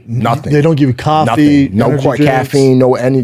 Cocaine. Wait. What? Nah. Well, there's been guys who tried to cheat it and went into Hell Week with like some type of caffeine drug or something. They died. Damn. In Hell Week. Yeah. As a matter of fact, a guy died in my class, not because he was on anything, because he had an underlying heart issue. This is what I remember. I could be wrong, but that wasn't reported. And because he wanted to be a SEAL. Dude, he died right in front of me on the beat. We were on a conditioner run, which was a 6 mile run in soft sand. It was horrible. It was a Friday. It was the last evolution of the day. And they have a thing called the Goon Squad where if you don't make a certain cutoff point, if you're so far behind, they stop you and they just hammer you up and down the berm, bear crawls, in the ocean, back, push-ups, this and he died right in front of me. Damn. I worked on him and a few other corpsmen worked on him to try to revive him. They finally got a pulse, but he had been out so long that by the time they got him to the hospital, he was a vegetable. Damn. And so it's brutal, bro. It's like, and you can't cheat it and take something. There's been guys who tried to cheat it and take something. You're not, you know. Yeah, there's no way around it. Yeah, I almost died. As a matter of fact, I ended up the first time I went to Hell Week, I got the Tuesday of Hell Week with 250. I got pneumonia. I started with pneumonia because we had a med check the 2 days before Hell Week started, and I was already spitting up blood. And I knew, as a corpsman, I knew I had pneumonia, but I didn't want to report it. How'd you get it? Just not sleeping? Just being in the water, being cold, you're around. Some people can't keep heat in. And some, like I do super well in the heat. Yeah. I wouldn't last. I can't handle the cold. My neck is too long. Some shit happens. I can't. Maybe I'm too shredded. Notice how aggressive we've gotten with each other as you're telling these stories. Like both of us are like we're about to attack each other. I like Bryan stops you and he goes, the thing about me, I don't know if I could be an ABC. No, we know. No, everyone watching, we know. Because he looked at me and he goes like this. He goes, secretly, well, you weren't here. I love you. I get cold easily. The first time I met him, he went like this. He goes, you on the teams? And I went. And I winked. Yeah. Secret. So now, did you guys? So Tuesday, you have to drop out. So no, I didn't drop out. No. I don't quit, brother. Okay. Otherwise, not sitting on this fucking chair. My bad. Yeah. So I. This story ends there, so I quit. Yeah. He's like, so I quit. I never was a SEAL. But buy the book, watch the movie, but I quit. Cops come in, arrest him. That's cell phone shit. So I was spitting up blood before I started, and I knew I had pneumonia, but I didn't want to report it because I didn't want to start day one of first phase over again. Because in that class, I did 3 weeks of first phase, which is hella. I mean, we lost like 90 dudes in those 3 weeks. So I didn't want to start from day one. That's when you lose the most, yeah? That's when you lose the most. And then in Hell Week, that's when you lose pretty much the rest. And then a lot of Hell Weeks, like a Hell Week that just graduated class, 12 guys got through that Hell Week. That was like, a couple months ago. I love that. Okay, so I'm sorry, but so you're saying you lose a lot of people just up to Hell Week? You lose a lot of people those first 3 weeks. Like day one, you lose a lot of people. Then day two, then you got that week, you've lost a good chunk of the class, maybe a quarter of the class. Because you're not sleeping that much then either, are you? Nah, you get done, like, depending on the evolutions, you get done like around maybe 7 o'clock. Sometimes you have a night evolution like 10 o'clock. But even when you get done with the instructors, you still got to clean your gear, clean your room, sharpen your knife. So you're not going to bed till late anyway. Then you got to be up at like 5 in the morning the next day to get ready for evolution. How good did it feel when you passed? Bro, best moment ever. It was heaven. You made it through Hell Week. Yeah, so I ended up almost dying in Hell Week. Went to the ICU. Got pulled on Tuesday. Went to the ICU. Was in the ICU for like a week with pneumonia, rhabdo. A week. You had rhabdo too. I had rhabdo rhabdo too. What rhabdo is? Yeah. It's when muscle tissue breaks down itself, and gets caught in your kidneys. You can die. Yeah, I had rhabdo. Almost died. Shit. Yeah. So you're literally like a week in the hospital is a long fucking time. Yep. And if you have those issues, they don't kick you out automatically. No, they med roll you. So after I got done, after I got out the hospital, I went back to Buds, and it was like, hey, good on you for not quitting. Because the instructors didn't know I was sick. They thought I was faking. Yeah. Because a lot of cats, like, they get the Hell Week and they don't want to quit, but they don't want to put out. They'll find a way out. And so they'll start faking, oh, I'm sick, I'm dying. So they thought I was one of those cats. So when I got back to the barracks, instructors were like, dude, we're so lucky you didn't quit. We didn't know it was legit. We thought you were faking. Yeah. It's like, yo, good on you, but hate to tell you, you got to start day one all over again. Damn. So I started day one all over again, went through another week. I was in with Mark Lee, who's another legendary SEAL. He was a first Navy SEAL killed in Iraq. Damn. So we were in class together. And went through 3 weeks of first phase again, got kicked in the nuts, watched like another 80, 90 dudes quit, started Hell Week. But at this point, you kind of know a little bit. Yeah, I knew what was coming. Yeah, which made it slightly easier. It's still painful. You know what you have to do, though. How to pace yourself, maybe. Did you say pace yourself? Nah, there's no pace. I am so sorry. Sorry, man. Sorry. Pace yourself? Yeah, if you feel froggy, fucking leap, man. Hold on, pace yourself as a Navy SEAL? I don't know what I'm saying. I'm wrapped up in the story, all right? And you guys are like, pace yourself, and then you would like, shut up, Brennan. Gatorade. Keep going. Keep going, Remi. I'm sorry about him. So I made it through Hell Week. Like, did you guys get pedicures during Hell Week? You're the one who's like, fucking, there aren't any English speakers in Nigeria. No, you're off. Fucking, I've won this podcast so far. Keep going. I'm sorry, Remi. Yeah, I apologize. I'm sorry you asked if you paced yourself during Hell Week. And those un-American multicolored shoes. That I'm going to go into a fucking seizure if I keep staring at him. He's ruining the story. Keep going. Keep going. My bad, guys. No, you're fine. I'm sorry for my cut friend. I apologize. No, you are, right? So I went through first phase again, made it through Hell Week this time. You know, good feeling. After I made it through Hell Week, because I had failed my swims, because you have to do a 2 mile time ocean swim once a week, and I failed all my 2 miles in the ocean? Once a week. Fuck you. Yeah. In San Diego with great whites everywhere. Yeah. At nighttime? No, daytime. And how fast do you have to go? You got it. In first phase, it was 85 minutes. In second phase, it was 80. And in third phase, it's 75 minutes. It's not enough time. Against current. It's a kick in the nuts. Is it cold? Freezing cold. At the end of every swim, I was either borderline hypothermic or hypothermic. Because your wetsuits, they give you a wetsuit, but for me, I had no body fat. I mean, that was just all muscle. I had no body fat to insulate me. So after I made it through Hell Week, they performance rolled me. 2 classes, but I didn't have to go through Hell Week again. They just waited for the next 2 classes to finish Hell Week.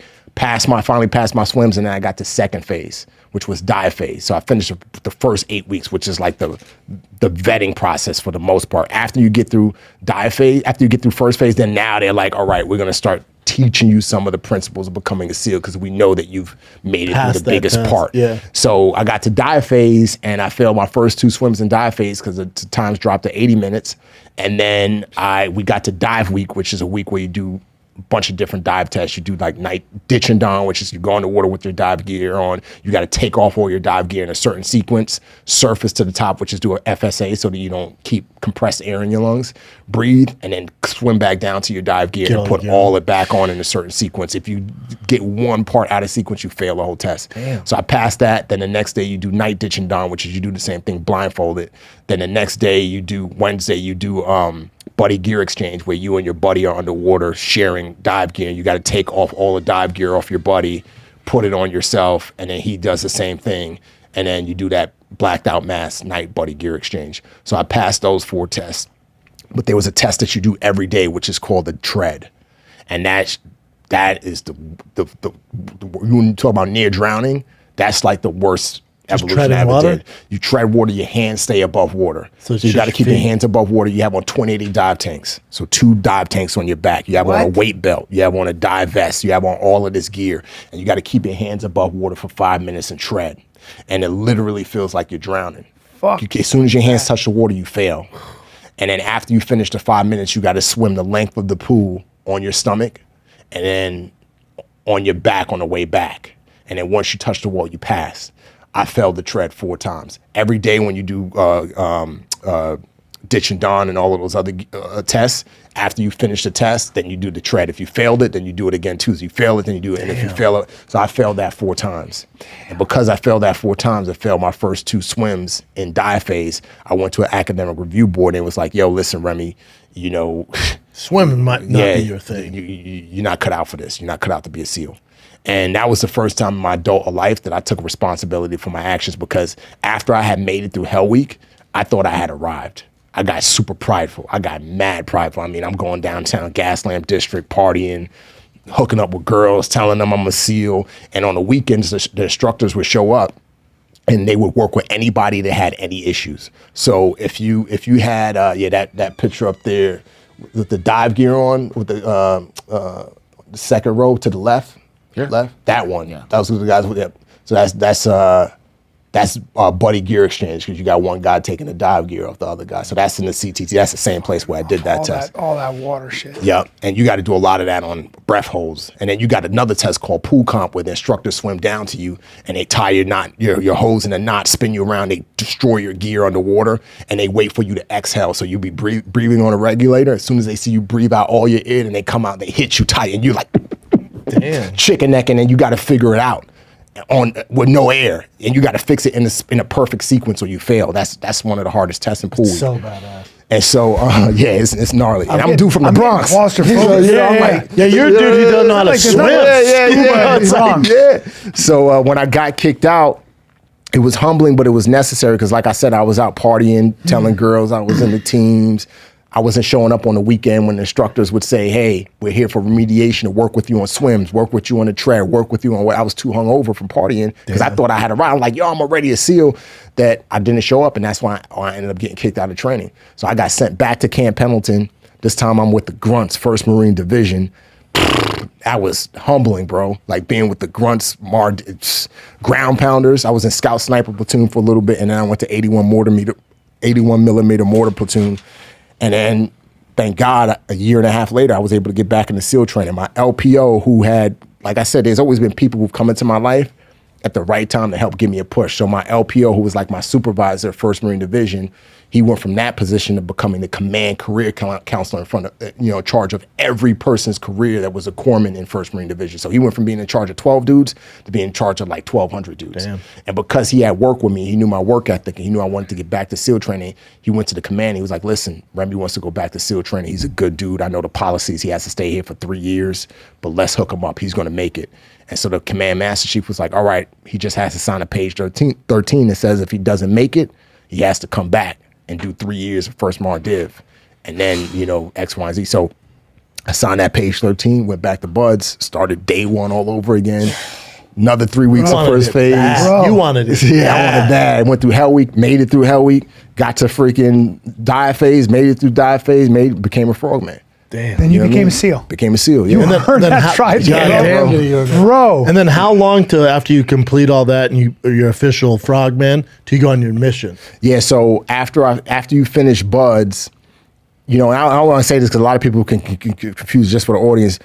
Every Navy SEAL completes Buds. Ain't nothing special about making it through Buds for guys who are SEAls. The public is like, oh yeah, you made it through Buds, but that ain't nothing. You know what I mean? All the teams do that. Every SEAL has gone through Buds. Every Navy SEAL. So that's just what you take. You're not really a SEAL until you start doing the work as a SEal, right? So you get invited into a SEAL team unit, right? You're an FNG for a while. No, till you do the work. Till you do the workup, till you do a pump, all that stuff. So what's a pump? So deployment. Okay. So after you graduate Buds, nope. you missed it. You go through SQT, which is SEAL qualification training.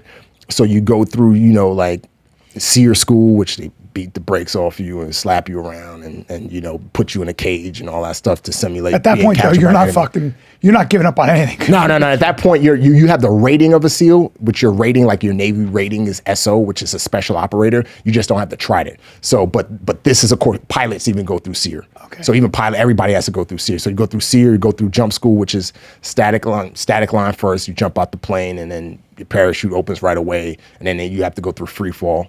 And then after free fall, then you go through the rest of SQT, like land warfare. You learn all the actual tactics of a SEAL. By the time you go on a mission, you are ready. No, you're ready. You're ready. God damn. And then you check into a platoon. Some guys get lucky, and as soon as they get to their command, they meet their platoon in country. And so you meet your platoon in country, and then you come back, and then you do your workup cycle. So workup cycles like pro dev, which is professional development. So whatever your specialty is going to be, or if you already have a particular specialty, if you want to build upon that, like if you're a sniper and you want to go to advanced sniper, then all the SEALs go to these different schools. So I was a human guy, so I was a human intelligence guy. So I went to like few different trade craft schools and did training up here in LA, surveillance training. I went to school, learned how to run sources and all that. I got you were a Navy SEAL who got into intelligence. Got into intelligence. So you were doing the shit that people really talk about. Like Yeah. that. Did you ever join CIA? No, but I did work with the DIA. I did work with the DIA. Right. So the DIA is a lot of people who work for DIA. DIA and CIA is the same thing. Yes. Essentially, a lot of people don't know that. People hear DIA, they're like, what's that? What's that? Both DIA, CIA guys. And they contract, right, so that they can, like CIA will contract out to guys who. Yeah, so that's guys will do like ground branch or GRS or different stuff like that. And you get guys who will just actually do the agency route thing. But for me, like, because I was a SEAL, I was like every special operation arm have some type of human arm. I didn't know about that. When I was a kid, I loved James Bond and all that stuff. So when I got into the teams and I found out, there's a human arm and you get to do all of these, meet with people, run sources and wear regular clothes and grow your beard out and go places and do cool things like that. Like, I was like, I'm in. And a big part of why I wanted to do it, like a lot of SEALs don't want to do it because it involves a lot of writing. Writing, It involves a lot. Did you have to learn any languages for that? But you're a writer. I was a writer. You write scripts. Yeah, because my mom would, as a kid, which is a part of the story that I forgot to touch on, where a lot of parents put a football or basketball in their kid's hand or put them in jujitsu or golf clubs or whatever. My mom was all about writing. God bless her. She was like, hey, if you can articulate your thoughts on paper, you will never be without a job. You will always have a job because everybody needs a written word in some way. Yeah. And so she would make us read New York Times articles. She would make us read books. Like, I'm talking like thick books. And she would like write a report. And we couldn't go outside and play until the report was perfect. Like, I remember I would write a report just to rush because I was a little kid. I'm like 7, 8, 9. You know what I mean? And I want to go play. She's like, nope. Start all over again. Do another one. Pick another article. By the way, when we talk about being a badass and being a SEAL and doing all that stuff, then you tell me stories about your mom, and I'm like, she might be the baddest person. She is, man. She is, for real. She is. Yeah. She's legit. And so, like, when the opportunity popped up, our OIC was like, hey, who wants to go to human school? Most guys are like, nah, because the last thing they want to do after doing an op or meeting with sources, write. And I was like, I've been writing my whole life. So that's where I really learned like visual writing, because you have to write in a way where somebody could pick up an intelligence report 10 years from now and read it as though those events happened that day. Where were you deployed? What countries? Middle East. Middle East. Yeah. I try to be vague because of the kind of stuff I was doing. But I do think it's interesting. Like, you look at the success, so many guys that come from your background. Like, you look at Jocko, you look at Tim Kennedy, you got David Goggins. There's a whole list of other guys. I'm not Matt Best. Andy Stumpf. Right? Andy Stumpf. Yeah. There's a reason. Like, once you guys set your mind to something, you get outside. And you get into this world. You guys just run it. Yeah, man. You run it. Yeah. You guys have this special set of skills. Yeah. Then you're also good. You're really good. Obviously with human behavior. Yep. You're good at team stuff. The team, the core of the team. That's what we say about football. Like, football players, from my experience, I think you would agree. Yeah. Their social intelligence, their social IQ is high. Yeah. Because they first of all, it is diverse. You're in the locker room with all different backgrounds, but you're also like, you have to rely with your team. Yeah. And when people do sports that are just individual and stuff like that, that's when you get kind of the odd bird, the weird. But like, I find that with SEAL team guys, I find that with football players. Yeah. There's something about that team spirit, that, but it's also like the weakest man is your biggest issue. Yeah. Like in the SEALs on football teams, not to compare football to SEALs, but it's like the weakest guys can be your biggest issue on the field. Your biggest liability. Yeah, by far. 100%. Right. And so, the human thing worked out for me well because I grew up in the streets. So I remember going to human school and they were teaching us all these principles and all these theories, and I was like, oh, so that's what it was. That's what I was doing. Yeah, when I was had it. Oh, so that's how I was reading people. It was like it was meant to be. It was meant to be. And when I got overseas, I had the source. When somebody was lying to me, a source was lying to me, I knew he was lying to me. Yep. When I told a source to go do something and they did it differently without me saying anything, I knew they did it differently. Waterboard. All of that came from that. Not waterboard. No, there's more to it. No, human intent. No, you can tell they're lying. Waterboard. That's interrogation. You think about the bad guy. I'm talking about the sources that I read with my friends. It doesn't matter. Waterboard.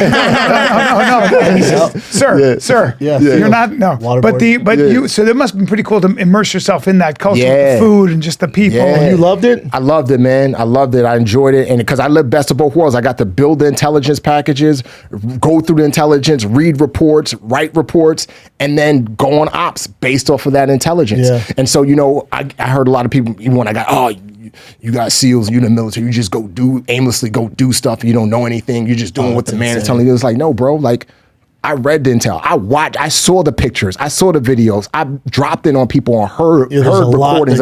I met the suicide bombers I know it all. So I wasn't. We're not just. No op happens like that. A lot of people think, oh, you could just go after. No, it doesn't happen like that. Before you can even go on an op, the intel has to be vetted by multiple different levels and multiple different means. Yes. A source can't just say, hey, that guy's a bad guy. You're like, okay, I'm gonna go get that bad guy. No. It doesn't work like that. Sometimes it takes months. There was a guy that we were tracking for like 4 months on a deployment I was on. And dude, it took months of intelligence gathering before we could even go out the door. We tried going out on a door with him one time, like early on in the deployment. Didn't capture him because he had so many people in pocket. He had the entire city, cops, everybody in pocket. And then we just kept on building for months, you know, talking to different people, agencies, talking to different sources. And then finally, after we had this nice package built, source gave me a phone call, gave my interpreter a phone call. He said, yo, dude's at this spot right now. What? Dude hasn't surfaced in the long. Yep, but he's here right now. And here's where he's going. Okay, let me confirm that information based off of other intelligence that we found on him, where he usually goes when he resurfaces sometime. Carry out, boom. Hit the target. Dude was right there on the target. It takes a lot of work. It's not as simple as people think. I've heard just been briefed like by certain friends who are in your kind of thing, you know, whether they're in Delta or whatever. Yeah. And to hear about how you guys, like the ingenious method that the military comes up. If you're a terrorist, they're gonna get you. Now you might be able to skate for a while, but if you come up against the American military machine, you don't want us on your case. Bro, they can find you in the craziest. You would never think, right? Like. Like I was talking to a guy whose thing was ISIS. Yeah. And the way, you know, if you ever, we don't hear about ISIS anymore. Yeah. There's a reason. Yeah, really. Yeah. But the way like our special ops units kind of took, it's like, you guys want to fight? You want to start crucifying people and raping women and throwing people off roofs? Yeah. Oh, okay. You want to play that game? Yeah. We can do that. And the U.S. military was like, hey, you guys, those guys. Yep. Like there was a news report, Brad, the other day, Brad said, he was like, yo, did you hear about those 4 Americans that were captured and 2 of them were killed in Nigeria? I was like, nah. He sent me the article. I was like, it's a wrap. I was like, they go CAG, you know, SEAL. CAG is it's a wrap. Group. It was just in the news like 2 days ago, 3 days ago. Yeah. 2 days when I showed you, so about probably 4. Yeah. So those guys are probably taking care of it. It's gonna they're gonna be tracked. They're gonna be found, and it's gonna be over. They'll be fighting. Yeah. And you're probably not gonna get captured. Probably gonna get taken out. Yeah. And that was what I loved about the community. It's like you're operating at the tip of the spear. It's a whole nother world. You know, sometimes a way to describe it's like an alternate universe. Wow. How long were you in the team? I was from 2008 to 2016. Damn, 8 years. Yeah, man. Yeah. And is that a long time for a SEAL? Some guys do between like 4, and sometimes like a guy I was with yesterday, he's going 30. Some guys do 35 years. But you were active and like on mission? Well, by the time as you get higher up, like you're more of like, you know, admiral or like a master chief. Or they go into other in charge task of a command, forces, right? Or you're overseeing like but they're probably not going on and stuff. They're not going unless they really want to. But at that point, you're like a CO or you're a master chief of command. Yeah. But a lot of guys, the older guys, go into other task forces, right? They'll go into some guys, branch and different. Yeah. Dude. So a lot of guys once they retire, well, not a lot, but a good number. Like I know a good number of guys who've gone to the agency and done that kind of stuff. So then, how in the world do you go through all this and then you get into Hollywood? Yeah, bro. So his first movie, Transformers. Yeah, man. So which was 2016. That was when I worked on it. I got out in January 2016. I was in grad school getting my master's because, you know, I'm Nigerian. So my bachelor's was a GED. You'll keep this going. So I got I was getting my master's, and then I was going to go into business consulting. My wife's brother is a YPO guy. I'm sure you guys ever hear of YPO? Young Presidents Organization. Okay, yeah. In order to be in, you have to be a millionaire and or billionaire and under the age of 40 to get all an Bryan's YPO. friends are in there. Yeah, you know. Every friend he has a billionaire. Yeah. And so my brother-in-law is a YPOer. So he was hiring me to do business consulting with him and his YPO group. So, you know, I'd take him out and take special operations principles that translate into business, you know, communication, leadership, you know, mental toughness, all that stuff, and just create these principles and teach them to these guys.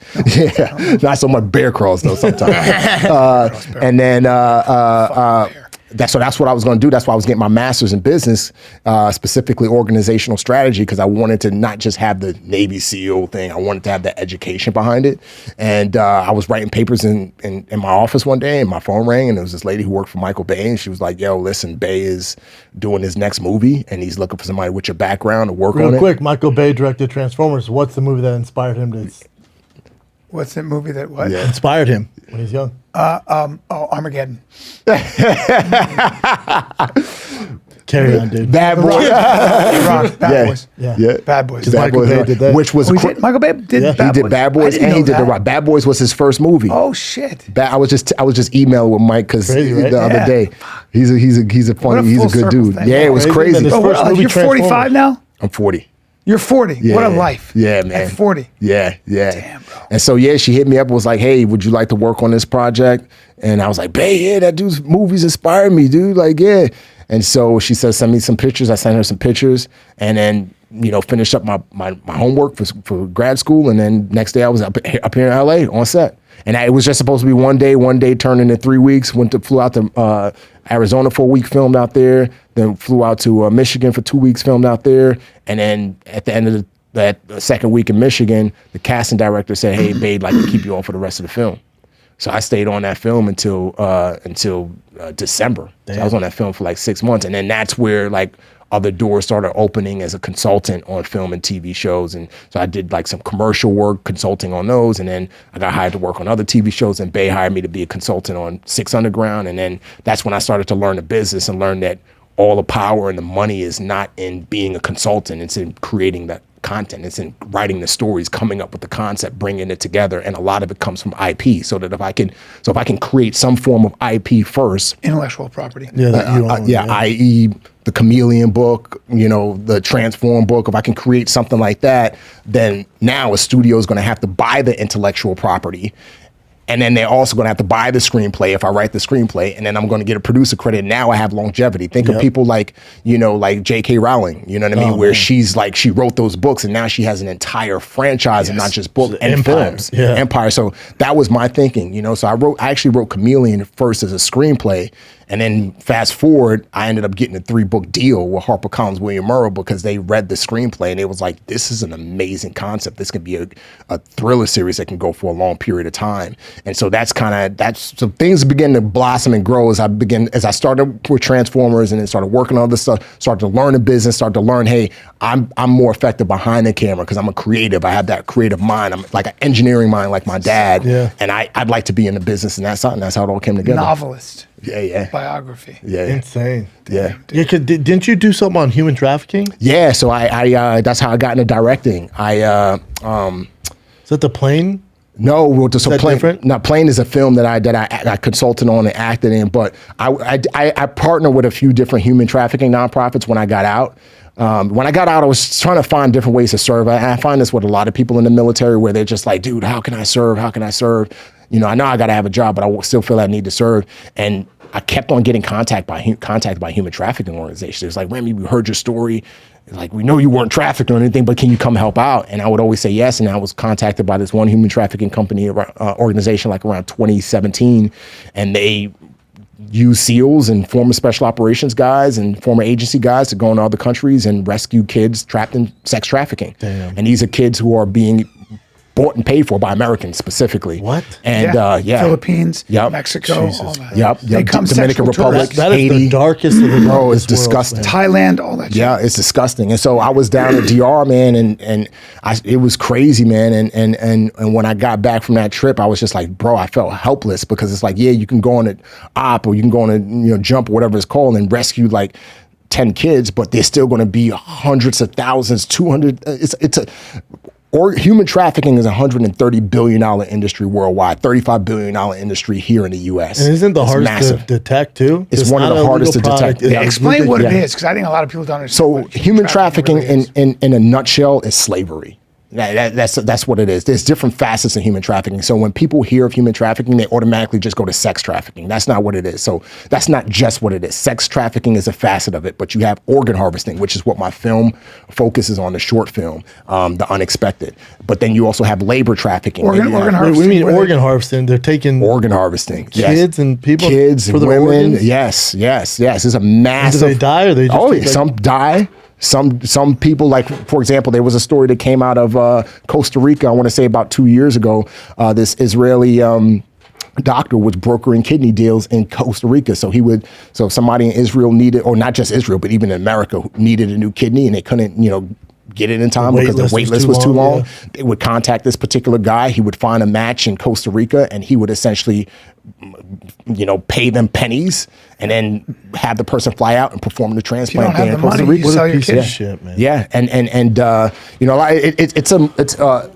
Cairo, Egypt is considered the organ trafficking capital of the world. What? India has a massive organ harvesting issue. India or Indiana? India. Gotcha. India. Africa, there's a lot of parts of Africa that have organ harvesting. When you say human trafficking, so the one part, there's sex trafficking, which we all think of. Yep. There's organ harvesting, labor.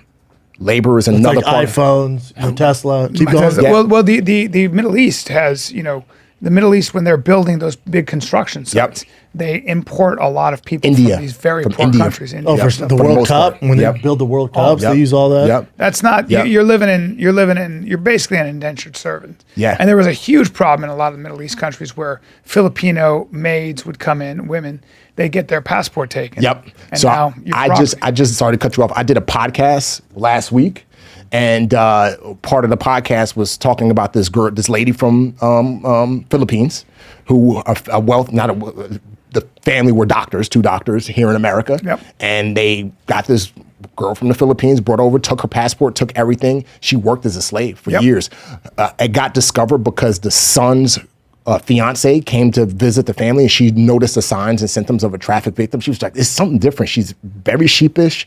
She's like very quiet, like something's not natural. And come to find out, she essentially called the human trafficking organization. They looked into it. That woman had been enslaved to that family for years. That's horrible. And it was another Filipino family. It was another Filipino family that was enslaved. That's fucking That's what human beings do that to their own people. Is there another layer? Is that there's also marriage. So forced marriage. So that's another form of trafficking. The term is often playfully mail order brides, but there are a lot of girls from East Africa who essentially get trafficked to even the UK and other parts of Europe, and they're sold as brides. Like, people purchase them, and they don't want to do it. Yeah. They don't want to. And when they get there, I'm assuming the guys aren't friendly to them. Well, every situation is different. I was in Thailand. I was shooting a movie in Thailand, and we were you go through the soy cowboy, the sex, like the strip clubs, the lady boys were doing. We had a guide takes us through the whole thing. Well, we walked through. These girls were 14 years old dancing, 14 and 15. Yeah. And I know how old they were. They were not older than that. And you're watching them dance, and you're watching these Western tourists. And I'm looking at it, and I said to the woman, I go, those girls are really young. And she goes, their families, they come from the north of Thailand where there's no money. Their families send them down. You know about this. Yes. And that's how they make money. I got something on that. Yep. And it's just the way it is. And then you can get really dark because there are pockets of the world in those areas where the children, they know that the tourists will pay a lot of money to have sex with an 8-year-old, a 6-year-old, a 5-year-old. And that's what happens. And it's so much more prevalent than anybody realizes. It's horrifying. Even in America, like you're saying, it's hard Thailand, to fathom, Bubba. Africa, even America, you look at these sex trafficking rings that are getting discussed. It's nuts. What the fuck? So DR, speaking of DR, what you just said, when I was what really jacked me up and hit that switch where I was like, I need to, when I was like, I need to bigger microphone instead of just these, I need to make a film. And what inspired the short film was when I was in DR, I was in this particular slum where the parents sold their daughters to traffickers in the north because that's where the Westerners would go to have sex with the girls, the kids, right? Bro. So I'm in this slum, and the part of the job on this particular trip was to educate the parents, like, hey, here's what's happening to your daughters. Here's what's going, here's some resources. Stop selling your daughters to these guys. And so, like, I was just frazzled. My mind was just, I was just like, yo, I couldn't take it. And so our liaison saw that my head was all over the place. And he was like, hey, Remi, come here. I want to kind of help explain this to you. He walked me into this like, I don't even want to call it a chapel, but it was like a makeshift chapel that was the size of 2 like handicapped toilet stalls. That's how big it was. There were like a few small little pews in there. And at the end of the chapel was a dead baby in a casket. Baby had to be like 6 months old.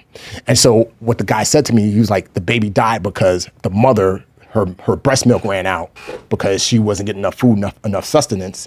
And so she mixed the formula with the water. And that's what killed the baby. Yeah. And he said, Remi, this is the plight. It's desperation for them. This is why they're selling their daughters, because in their minds, it's like either we sell our daughter and receive X amount of money every month from the services our daughter's providing, which is pretty much nothing anyway, or all of our kids die. And even that didn't make it that didn't justify it for me at all, but it did help me understand not just that form of human trafficking, but all human trafficking. It all comes back to desperation. Whether it's desperation of the victim or whether it's desperation of the trafficker, which doesn't justify it in any way. No. You know, I interviewed this guy after, like, right around the time the short film came out. I interviewed this guy who was trafficked from Venezuela to Colombia, from Colombia to Mexico. And he was enslaved in Mexico. And one thing he told me, he was like, yo, man, he was like, I was just so desperate to get to America. And that's how they got me. So essentially with the cartel, and not just the cartel, but other traffickers, what they're doing is they're sending pamphlets out throughout South America, India. Like, there's people on the border, like from India, Africa, like all around the world, Nigeria, because that's the port of entry all around the world. And so he was like, they're creating these makeshift pamphlets or, you know, emails saying, hey, come here because there's leniency on the border and we'll get you into the US. And so he was like, oh, roger that. He paid the money, came up to, got up to Mexico. As soon as he got out of the airport, they gave him like a job for a day. Like a day later, they wrapped him up, threw him in the back of a vehicle at gunpoint, and drove him to a mansion on the outskirts. In that mansion, in that house, there were rooms that were like essentially jail cells, no doorknobs, and they were guarded by armed guys. And all the people in those rooms were all traffic victims. And he said that the women were used for sex trafficking. The kids were used as mules, which is another form of trafficking, which is drug trafficking, because the kids were so small that they were able to fit through the tunnels to get into the U.S. to move the drugs in. Damn. So the kids were used for drugs trafficking. The men were used for a combination of labor trafficking, but they were also used for money. So essentially what the men had to do was they had to call up a family member in the U.S. and have the family member send $20,000. And if that family member sent the $20,000, then they would be allowed to, then they would send them in. If they don't send it, they kill them? They essentially kill them. Yep. And he was the last guy there, and he was able to see, he escaped butt naked, ran across the border. He was able to get into like a church, I think he said like a monastery or something in Texas. Border Patrol came, wrapped him up, and now he's in Georgia trying to seek asylum. And how I found out about him was one of the guys in my short film, The Unexpected. He's a former SEAL. I had a few SEALs that either worked on the film behind the camera or in front of the camera. He's a good dude. His name's Gonzo. His dad is now hosting, his uncle is now hosting this guy. And so because he was in the film, he called me one, he's like, yo, Remi, you're not gonna believe that. I was like, what's going on? He's like, this guy who's trafficked, like, he's staying with my uncle and he has this crazy story. You need to interview him and talk to him. Man, this dude had the records and receipts and everything of what happened. And don't you feel guilty when you complain about anything? Oh yeah, man. Yeah. You know what I mean? Yeah. It's like, when shut the fuck up. Right. Yeah. Right, correct. Thank you. This guy can't take a piss. Thank you, sir. Yeah. And one thing he said, I was like, yo, what would be your message to American people? He was like, you guys need to clean up the border.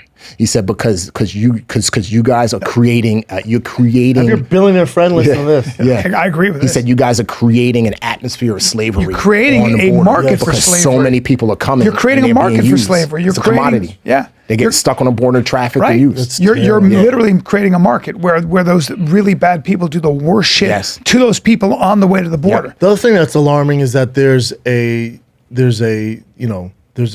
network of people out there that are keeping that business alive. 100% in America. 100%. And that was another thing I wanted to touch on the short film, The Unexpected, is how intricate and how intelligent these organ harvesting, human trafficking rings in general, but organ harvesting rings are. You got to think about it. You know, the majority of the people who are involved have to be smart. Why? Because they have to be doctors and surgeons. Yeah. There was a organ harvesting ring that was busted in Cairo, Egypt around 2018. And of the 45 people arrested, the majority, I think it was like 30 of them were doctors or nurses that performed the surgeries. Jesus. And so all of these people are very, very like, they're brilliant minds. Organized crime. Organized crime. So they're getting away with it for a long time. To the T. Yeah. There's so much money in it. Yep. And to what you said earlier, you said it's not as detected. That's right. It's much more, you know, think about what I did when I was like, all right, I'm not going to sell drugs in the Bronx because it's too easy to get captured and it's too much competition. So I'm going to go up to Poughkeepsie.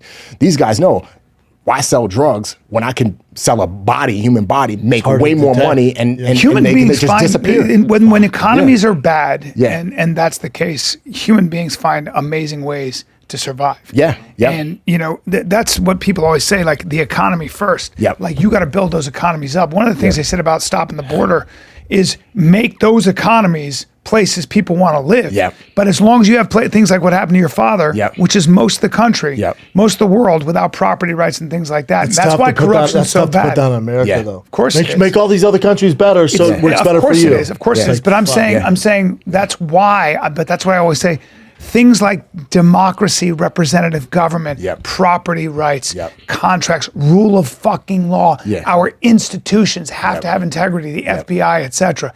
It's so important. That's why corruption is so bad. And that's why our country remains the greatest country in the world, because 100%. You can depend on it, man.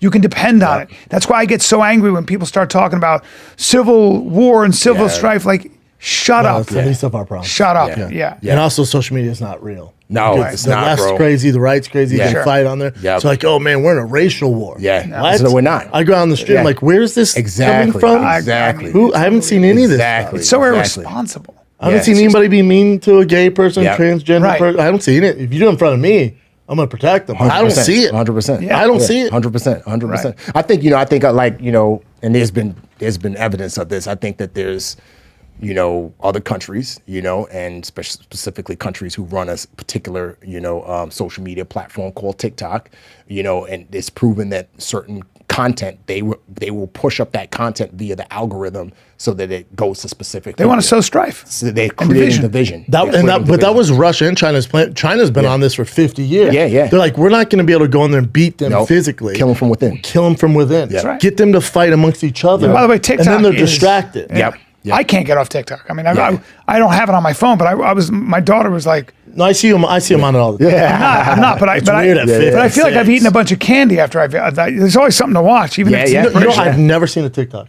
I don't. You have an addictive personality. Don't go on it. Yeah, not towards that stuff. I don't. I've never been addicted to Instagram and stuff. But you can find like stuff that's actually just cool sound bites, political stuff. You can find. There's other places to get it. If someone held a gun to my head and was like, "Give me your login for TikTok," you'd have to. You'd kill me. I don't even have a TikTok. No, I don't either. I told him, I was like, "Yo, bro, I ain't messing with," because even with the way that they're pulling information, the Chinese are pulling information from everybodybody's TikTok account. Correct. Where you are, even if you're not. Well, I got one better TikTok. for you. So what you probably know this with Intel. Yeah. One of the things that everybody has a TikTok profile. So if you want to go deep undercover as an operative, okay? Yeah. As a kid, you were on TikTok. They got facial recognition technology. Now watch this. Now you're an Intel guy. Yeah. Maybe I'm saying too much, but you're an Intel guy, and you got to go to a country. Let's say an African country. Let's say a poorer country. Yeah. Okay. Now you got to walk. You got to infiltrate the streets. You got to do your work there. Who do you think is building basically for free all of their traffic cameras, all of their infrastructure? Sure. Chinese. Yep. Who do you think now has all your metrics, your facial metrics? Now you're there, and they just go. They do your biometrics. They go. He's a foreign national. They look at your passport. They will, even if you did. They look at that. Another reason not to use TikTok. Montana banned TikTok. First state to ban it. Yeah. I don't know why more of us don't do it. Well, that's what happened, because there's 1,000 different things like that, because consumers go, fuck off, I want to use this. But more importantly, that's the insidious nature. That's where China has all your facial data, and now and they're building all the sort of camera traffic infrastructure in these African countries. But the other problem, that's where I was about to go next. They're taking all of the freaking resources out of Nigeria, and they're creating this trail. I forgot the term, but there's this trail of that they're creating from Africa that's going to run from Africa resources. All of the trail, they want the trail to run. They're all building to China. roads. Yeah.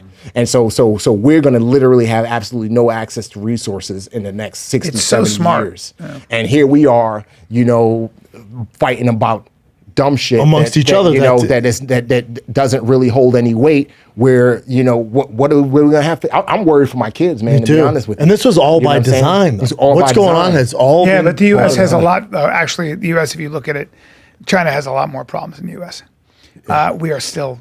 There was just an article about this. We are still so far and away ahead of everybody else, economically, innovatively, technologically. That there is a tendency to worry about that. But China, let's just start with China's demographics. They don't have a population that can support their rapidly aging population, thanks to their one-child policy for 30 years. The problem is our codependency on them, and like he's saying, 50 years. Not so much anymore, because so much of the CHIPS Act, so much of the infrastructure is coming home, so much of manufacturing is coming home. Not really. Didn't that stop? Didn't that stop for a bit? No. There's a huge. The CHIPS Act passed. First of all, we're going to start making all our microchips. We're taking it out of Taiwan. We're making it back here. But manufacturing is coming back here. You've got 3D printing. You've got AI. All of that is originating here. Most importantly, China doesn't have access to fuel, to natural gas. But they're getting from Africa. They're trying. But remember, that's an open commodity on the market. So that goes to highest bidder. You got Europe. India's buying it. India's buying it from Russia and then selling it not to China. They're selling it to. But China relies heavily on us. We rely heavily on China. I know you can say it's getting better, but we rely on a shitload of stuff from which isn't bad as long as China plays fair. The problem is they have one man in charge. It's a cult of personality with G. The problem was they're so ingrained with them. They can play how they want. Yeah, and we're we're so caught up in our own foolishness that we can't even read the tea leaves. To figure out how to move strategically to get us where we need to be. Well, you need a leader of the country to focus on 100% too. So 100%. that's a Remi. story. I recommend Remi. I don't know about that. Remi. I'm voting for you, man. I think the way I try to do it is through culture, through sharing my story, through telling other stories, to try even in the Chameleon book, I made it a great effort to make it not just an espionage action thriller, but to make it a political thriller, to just wake people up in politics, because we're just so divided. And a lot of decisions in politics are not made for the greater good of the people. We the people is made to keep one side isolated and keep trying to build on that one side opposed to everybody. And so I really addressed that in the book. I kind of put the pill in the donut, so to speak, because it's just one of those things where we have to come together as a nation. Black, white, whatever, transgender, gay, straight, whatever. We have to come together as a nation for the greater good. And a lot of it is pride too. A lot of people just like me and mine. My team. And it's like not even in politics. Somebody on the left does something wrong, right? Like nobody on the right wants to say, hey, that was good. Somebody on the right does something right. Nobody on the left wants to say, hey, that was good. It has to be bad. And if somebody on the right does something bad, nobody on the right wants to call them out. Somebody on the left does something, nobody wants to call them out. And it's just, we've created this tribalism. I heard one of the wisest thing I heard Jordan Peterson recently say is liberals are here to argue for what needs to be changed. Conservatives are here to argue for what needs to stay the same. And the reason you need political dialogue is to figure out what changes and what stays. And it's a beautiful way of looking at how this country was founded. Of course you need liberals and conservatives. You need people that disagree. But you also have to have them talk to each other. 100%. Conversation. Of course. Conversation. You have to. Understanding leads to unity. People fear what they don't understand once they begin to understand, but you can't have understanding unless you have a conversation. You got to have a conversation, which will lead to the understanding, and the understanding will lead to the unity. You seem like a realized person. I knew this pod was going to be good. I knew it. I told you. I take credit for that, too. Shout out you guys to Dr. Drew. You guys ever take days off Navy SEALs when you're tired? Fuck, dude. I'm so sorry. I'm so sorry. I didn't ask that question. And I don't talk like this. I don't maybe they get the book now all over? What's up? The book's out now. So the book comes out July 25th. That's the advanced reader copy for you guys. Beautiful. I'll Chameleon. You know, it's up for pre-order now. This is around Transformed? Transformed that's my memoir. That's been out since 2019. So that's out now. People can get it wherever books are sold. I did the audio read for both books. And yeah, man. Love it, man. Great, Can't thank you enough for coming in. Hey, man. thank you for having me on, brother. I appreciate you, brother. Come through La Jolla Comic Club. I will. I'm gonna bring my wife. Yep. I'm gonna bring my wife because we got to go on a date before I leave the country in June anyway. So I know how bring that her. goes. Well, we appreciate you, brother. Yeah, Hey, thank you for having me on, brothers. Thanks, appreciate man. you guys. That's great. Yeah.